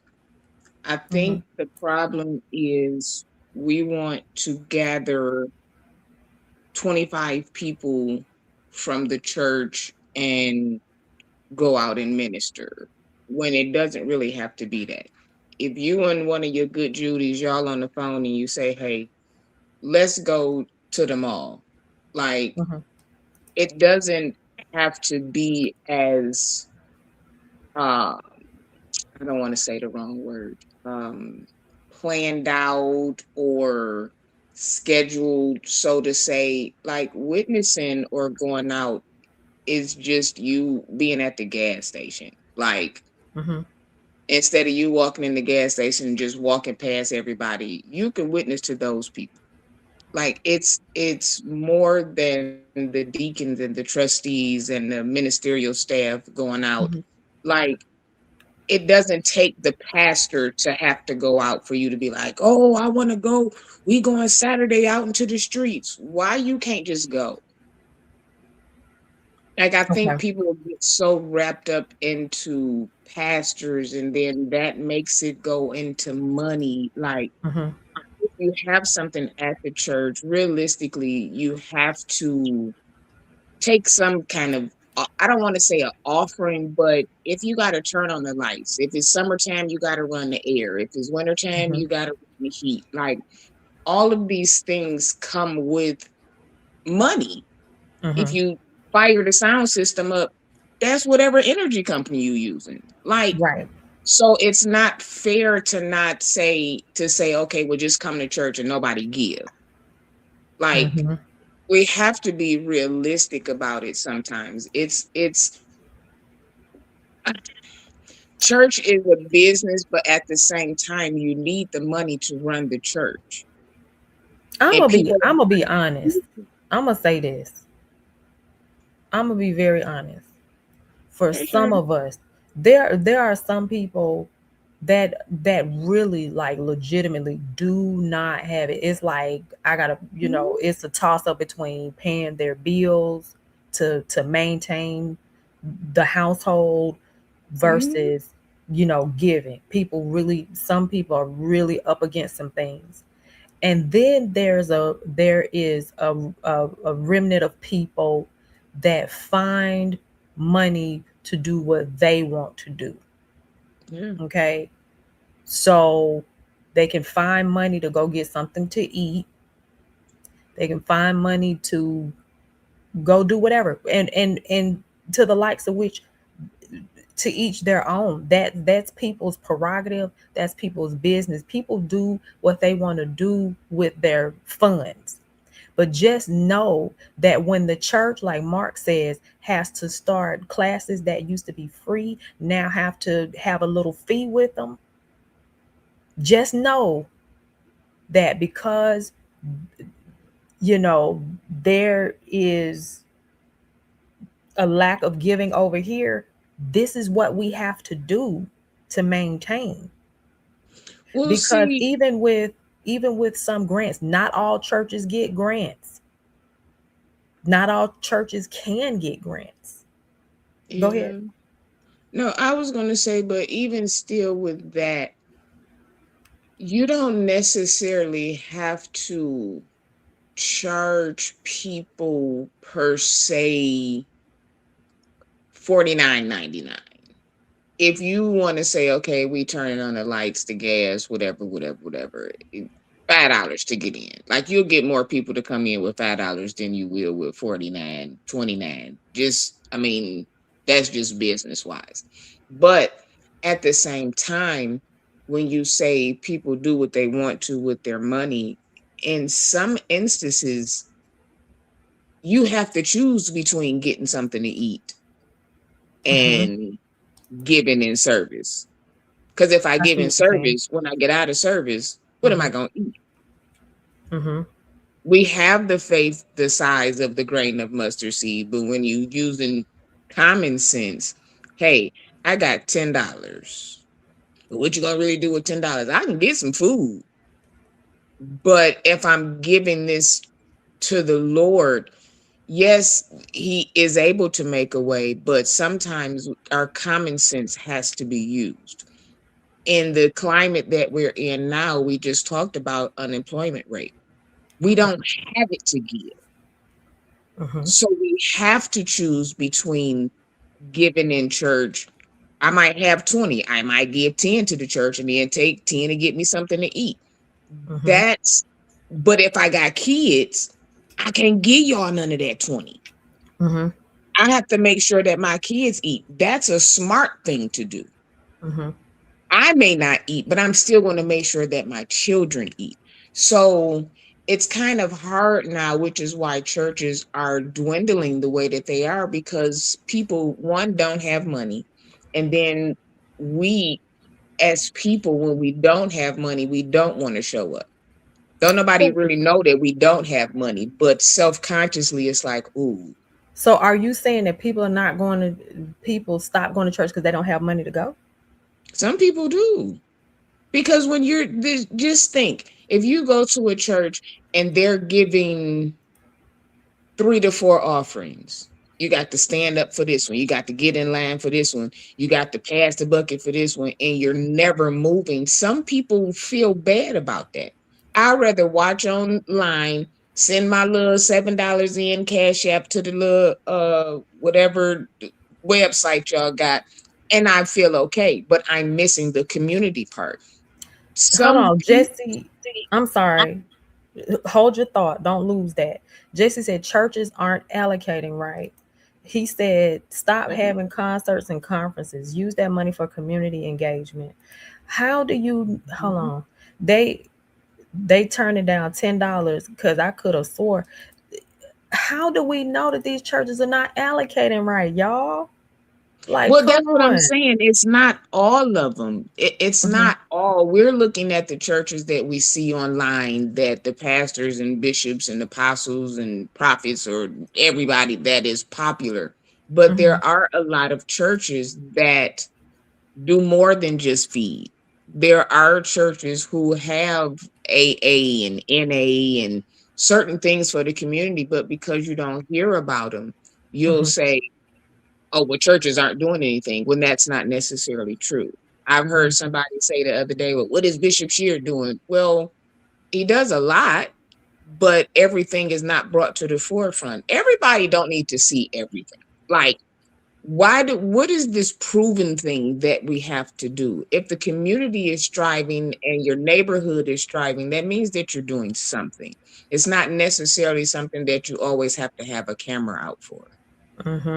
Jesse said, do we need to have an AIM Holy Convocation every year? No, we don't. Mark says, and this church only takes up one offering. He's referring to the church that is charging a small fee for these classes, and the classes were asked for. Extra Small said, if these podcasters came to my church or any other guest speaker, the church would cover their fee and accommodations in exchange for hosting. Our church would get the exposure and more members with no fee for the attendees. But see, even in instances like that, I look at churches who bring in outside artists every Sunday and pay between $5,000 and $10,000 when you could pay somebody locally $2,000 and give, like, it's too many singers around that can sing just as good, but because you don't have the subscribers and the followers and the this and the that, they don't deem you to be as important. That's a waste of money. I told you about a story where they was going to pay somebody $10,000, but ended up paying the person that they had replaced them $600. How do you go from $600 for $10,000 down to $600? Like, can I get a 10%? Like, how do we do that? Because you got to pay for a name. Because you paying for a name. Jacqueline said all of these conventions going on and people spending money on hotels, food. Come on. And then them be the first ones and round about. I watch for free on YouTube. Now, Jacqueline, you're right about that. You know what I would like to do? And there are between 29 to 30 people watching right now. And if you are a pastor, what I would like to do, I would like to have a panel of pastors to have this conversation. That's what I would like to do. People I just may don't have know. to reach in my arsenal, because I would like to have this conversation, because I would like to, we're hearing from our side, but I would like to hear from the person that is actually looking at the books, the person that is actually preaching. I'm Preachers go through a make lot. a couple of- They I'm gonna have have to to reach out. worry I'm about. nervous, but I'm gonna have to reach out to a couple They of people. worry about so much. It's sad. Like Do they get a lot of flack.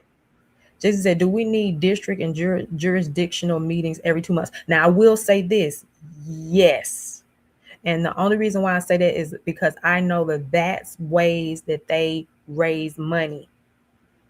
Those are raising money events right there. Yeah, because the national and the districts don't have nothing to do with each other.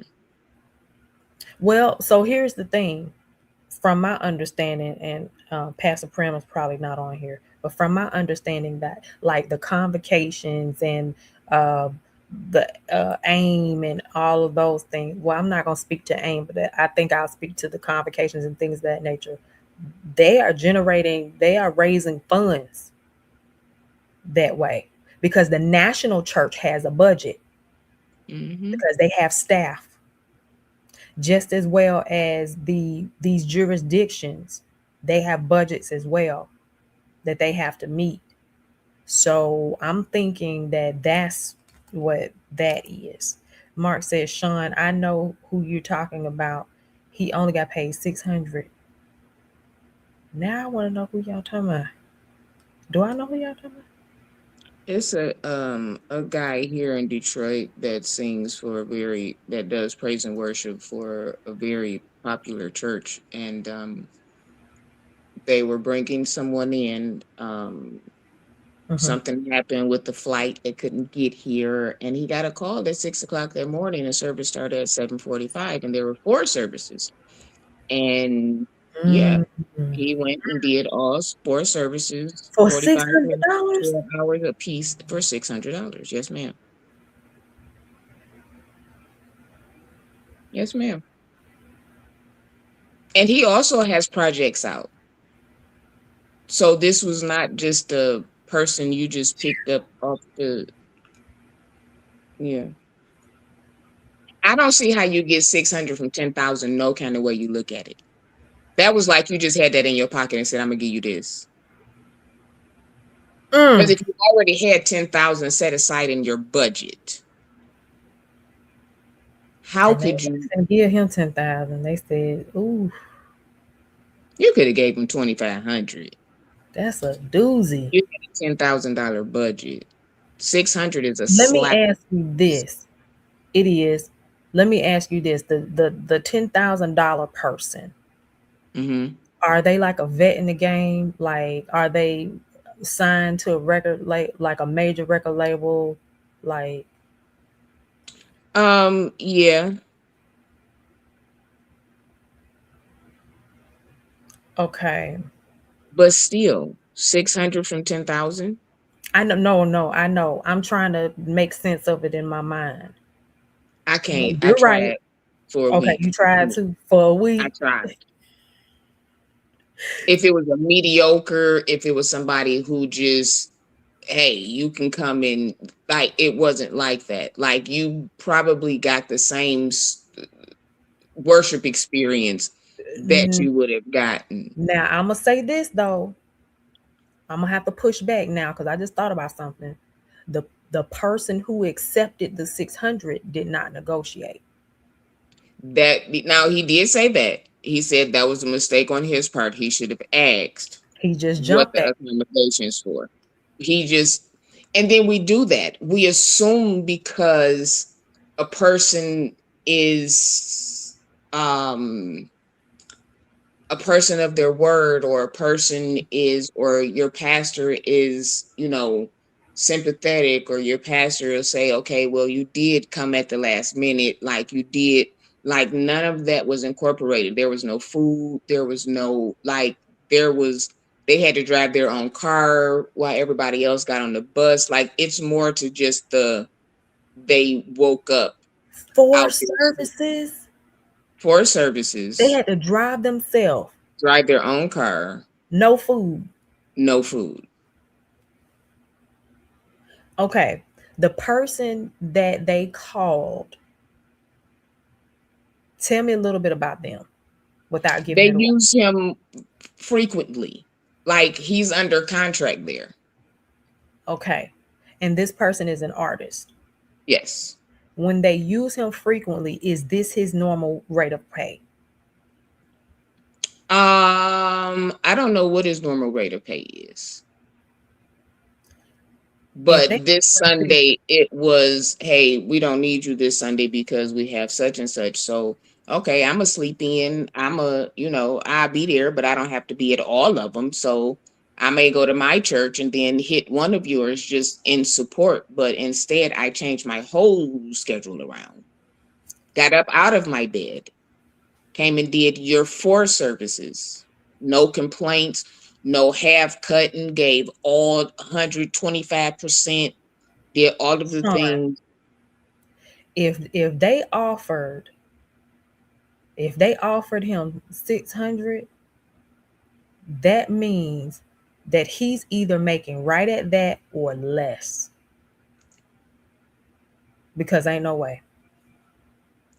Even if that's what I made, if that's what I was paying you regularly, you got up last minute. Again, I have a $10,000 budget already set aside.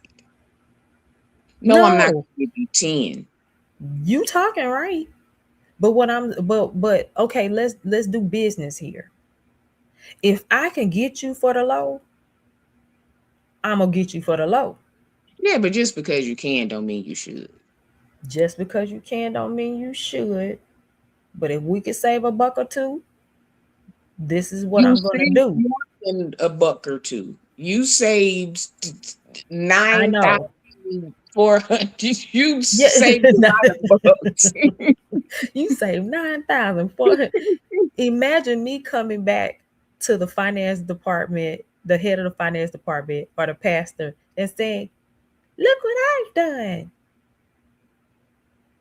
I saved you 9,400 set amount of dollars." That don't make it right. I'm not saying it's right, but I'm sorry to this man.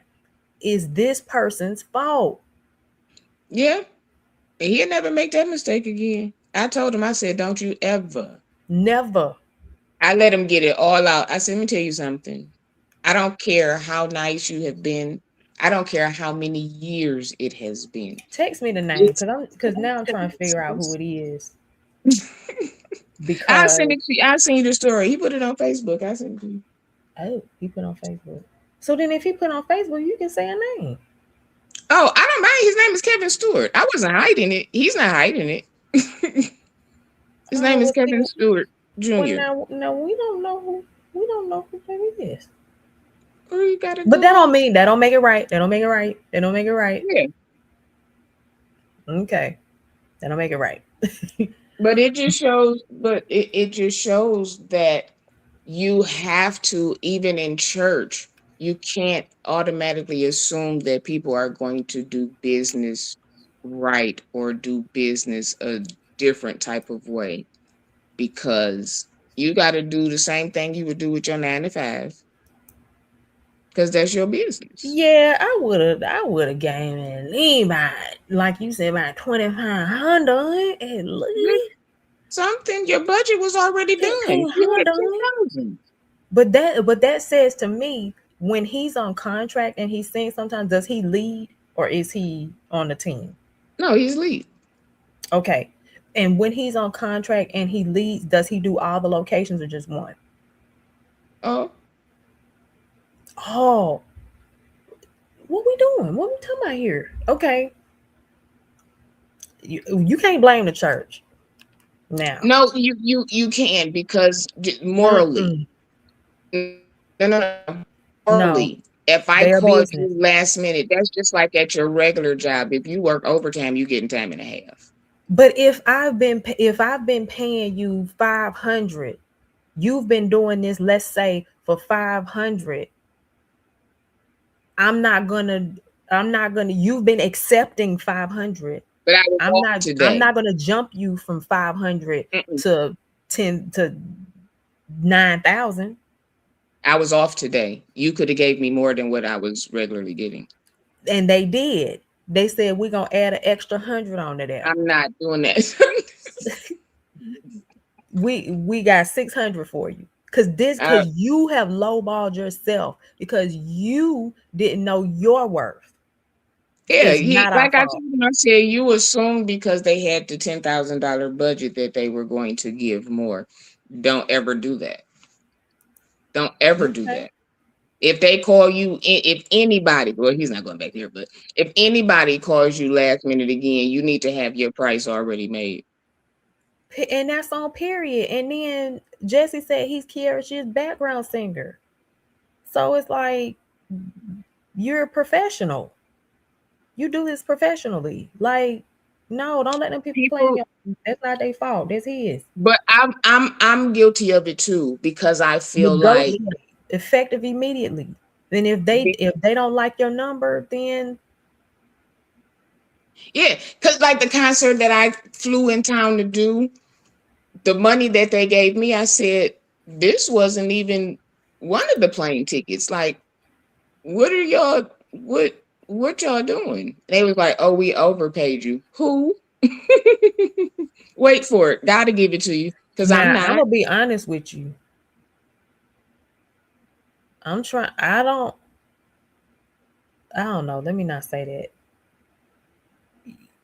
Did you teach parts? Did you teach music?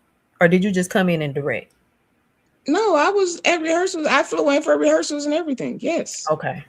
The church took advantage of him and he allowed it. I just saw his post. He posted on Facebook June 30th, end of the month.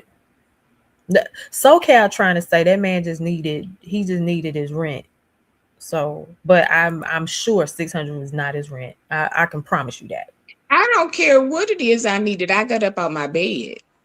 If I didn't need nothing, I got up out of my bed and do a favor. Mark said it's a moral issue. The church should do better. It's a moral issue. Don't tell me that you are the light. The church should be different. Mark on one. Mark, man. This is why gospel artists go secular. This is why gospel musicians start playing for secular artists, because they will expect you to come whatever day out the week they need you. And then whatever services they need you on Sunday, pay you $700 when you can go and pay for a secular artist and get $1,500 to $3,500 a gig, depending on who you are and what you're doing. I'm gonna say this though. They were paying. Can you say the artist that they was gonna bring in? I didn't even ask him who it was. Oh, he didn't say who it was? No.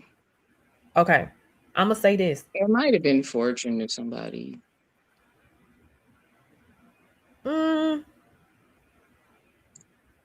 It's not far-fetched. He comes a lot.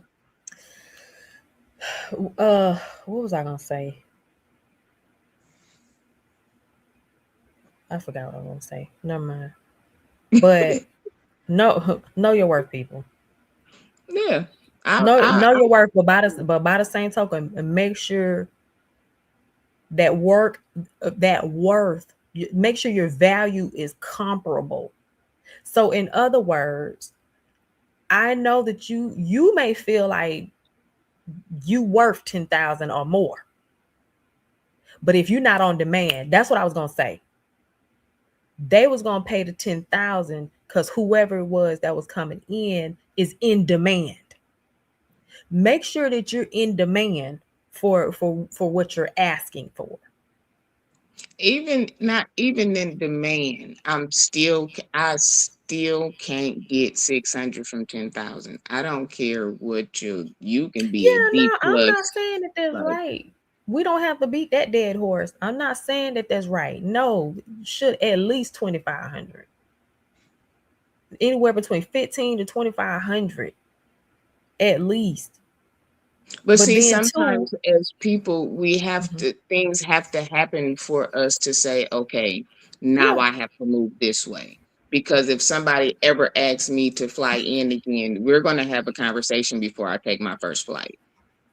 I'm not going to assume because of what I'm doing, the work that I'm putting into it, that they're going to take into consideration, okay, she's flying in, okay, she's doing these rehearsals, okay, she has to do this. But If I ministry don't has put that, business to it too. So why would you even assume anything? well, you just think people would do right. No, ma'am. But let me Well, double back and say this. Let me double sometimes back and say you do. this. There was a time though, y'all, when Mhm. singers and choir directors were not getting paid. Mm, There was a time. choir directors mostly got paid. Singers, it wasn't no praise team singers because you had the choir. Praise team didn't exist, so it wasn't nobody to pay. I So don't you really recall. paid the musician and the director were the only ones who got paid. And then the director was 9 times out of 10 a minister of music. So yeah, they got paid. When do you think that started? Because when I was coming up, Well, everybody that was at the church that I came up at got paid. All of the musicians, the directors, the minister of music, the minister of music was on the budget. They paid his, well, he didn't have a car at the time, but when he did get a car, they paid his car note and his rent. Plus, he got a salary. The main musician, same thing. So I don't really know. That's what I come up under. So I don't really know. oh, But all well, of the that ain't minister of happening in my music. church. That don't happen in Canton. Really? Oh, yeah. See, Our musicians are not paid. our oh They are no. members that had to go through discipleship. It's Oh not no. called in like the hottest musicians. You know how that go. It's not like we went out and hired musicians. It was like it That's what started I'm out with my saying. pastor's husband being the main musician, and then as our church grew, then you know, it was people that work like 9 to 5 jobs that just so happened to know how to play. And it kind of went like that. Oh no, no, no, We're no, not no. paying musicians. We're not paying choir directors. We're not paying singers Oh, Father in heaven. because we did not have a Really? budget for that. Oh, see, I got caught up like that. I went to one of the churches and they was like, well, you have to join. And I was like, hmm? And then I joined under Watch Care, and they was like, okay, so this is your service to the Lord. No, no, no, no, no. No, no, no. Mm-hmm. No, no, no, ma'am. I need my coins because you hired me Mm-hmm. to be. So how are you going to hire me to do something, but not pay me to do my job? Jay The Tula Lord said, gave how me did this they gift. even find out what the artist who was supposed to be there was getting paid? And did he find that out before he got paid or after? Well, when you know people, Oh, okay. So it was word of mouth, like, it okay. was, yeah. Now him Because if putting I this on, say, hey, I only got such and such, and they say, oh, well, we was going to pay such and such. I mean, that's all you got? so him putting it out on Facebook, is he done with this? Is he not coming back to this church? Absolutely not. Oh, okay. I'm like, you put it out there, you know you're not working no more, right? Okay. Okay. Yeah, absolutely not. Okay. Okay. Absolutely. Yeah. No, Well, y'all, this has been a good conversation. So now I'm going to my work to bring in some pastors. We had Pastor Prim up. I'm going to see if I could get some pastors in here to kind of give us the other side if they can. That's a whole other thing. I want to see if I can get some pastors in here who can give the other side, give a fresh perspective. So I have 33 people live. If you happen to be a pastor and you would like to share your thoughts, email me at iamcourtneyphillipstv@gmail.com, or you can hit me up on any of the social platforms, Facebook, Instagram, or don't, I mean, Threads is a little in. So Instagram or Facebook, because I be carrying on. Period. At I am Courtney Phillips TV, or my personal page, I am Courtney Phillips. If you would like to come on the platform to give a fresh perspective from the pastoral perspective, as Pastor Prim did last night. So we would definitely like to have the conversation. So I'm going to see what I can do and see if we can get some of the saints in here. Sean, thank you so much for coming up. Thank you for having me. I know we're going to get in trouble because we wasn't in service today, but, you know, you had us on here, so it's your fault. In service today? We wasn't in Bible study today. What you talking about? Was you in Bible study with Pastor today? You know, he only got one more good service in him. Oh, that is so funny. I glimpsed over there for a minute. He did Bible study in Atlanta. I glimpsed over there for like a hot second. Mm-hmm. You getting like me. Bad influence. Listen. But thank you, have Sean. a good night. All right. All right, y'all. So it's another one. Did not our hearts burn? It was a great conversation on tonight. Yeah, so I'm going to do my due diligence. I have a couple of things, a couple of shows to work on then that I'll be working on. Listen, if you would like to support the channel, if you're watching on your TV, you can scan the QR code there, and that's my little tip jar. If you would like to support, it's PayPal.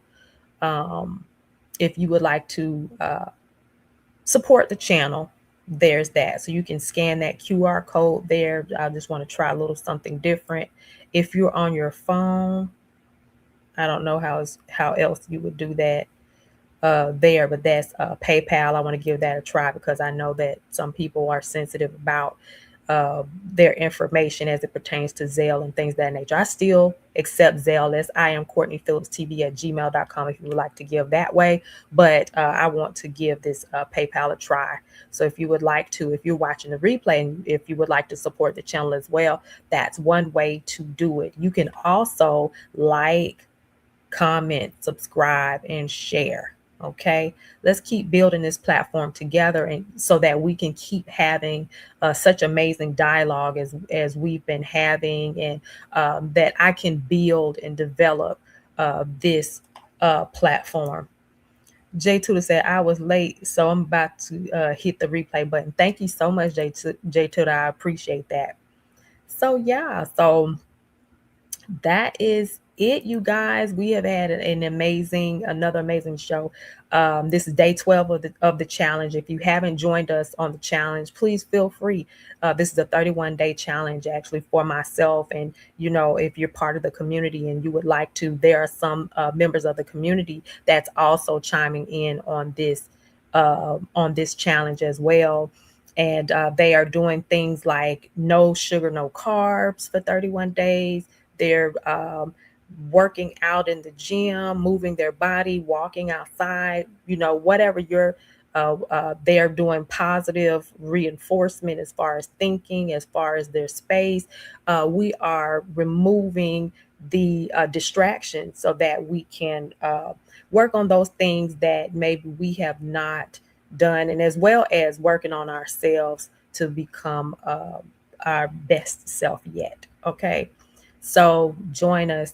I post daily inspirations on this challenge via social media platforms such as Facebook and Instagram, as well as YouTube. So if you want to see the daily inspirations there, you're able to do that as well. Okay. So I will be checking in again tomorrow and so that we can have some more conversations. I come on, and I've been trying to come on 8:30 Central, 9:30 Eastern. Okay, so you can catch me around that time right there. I've been trying to be consistent with those times. I have been a little late. Okay, but for the most part, it's set for 8:30. Okay, so you all have an amazing evening, and thank you so much again for tuning in. Good night.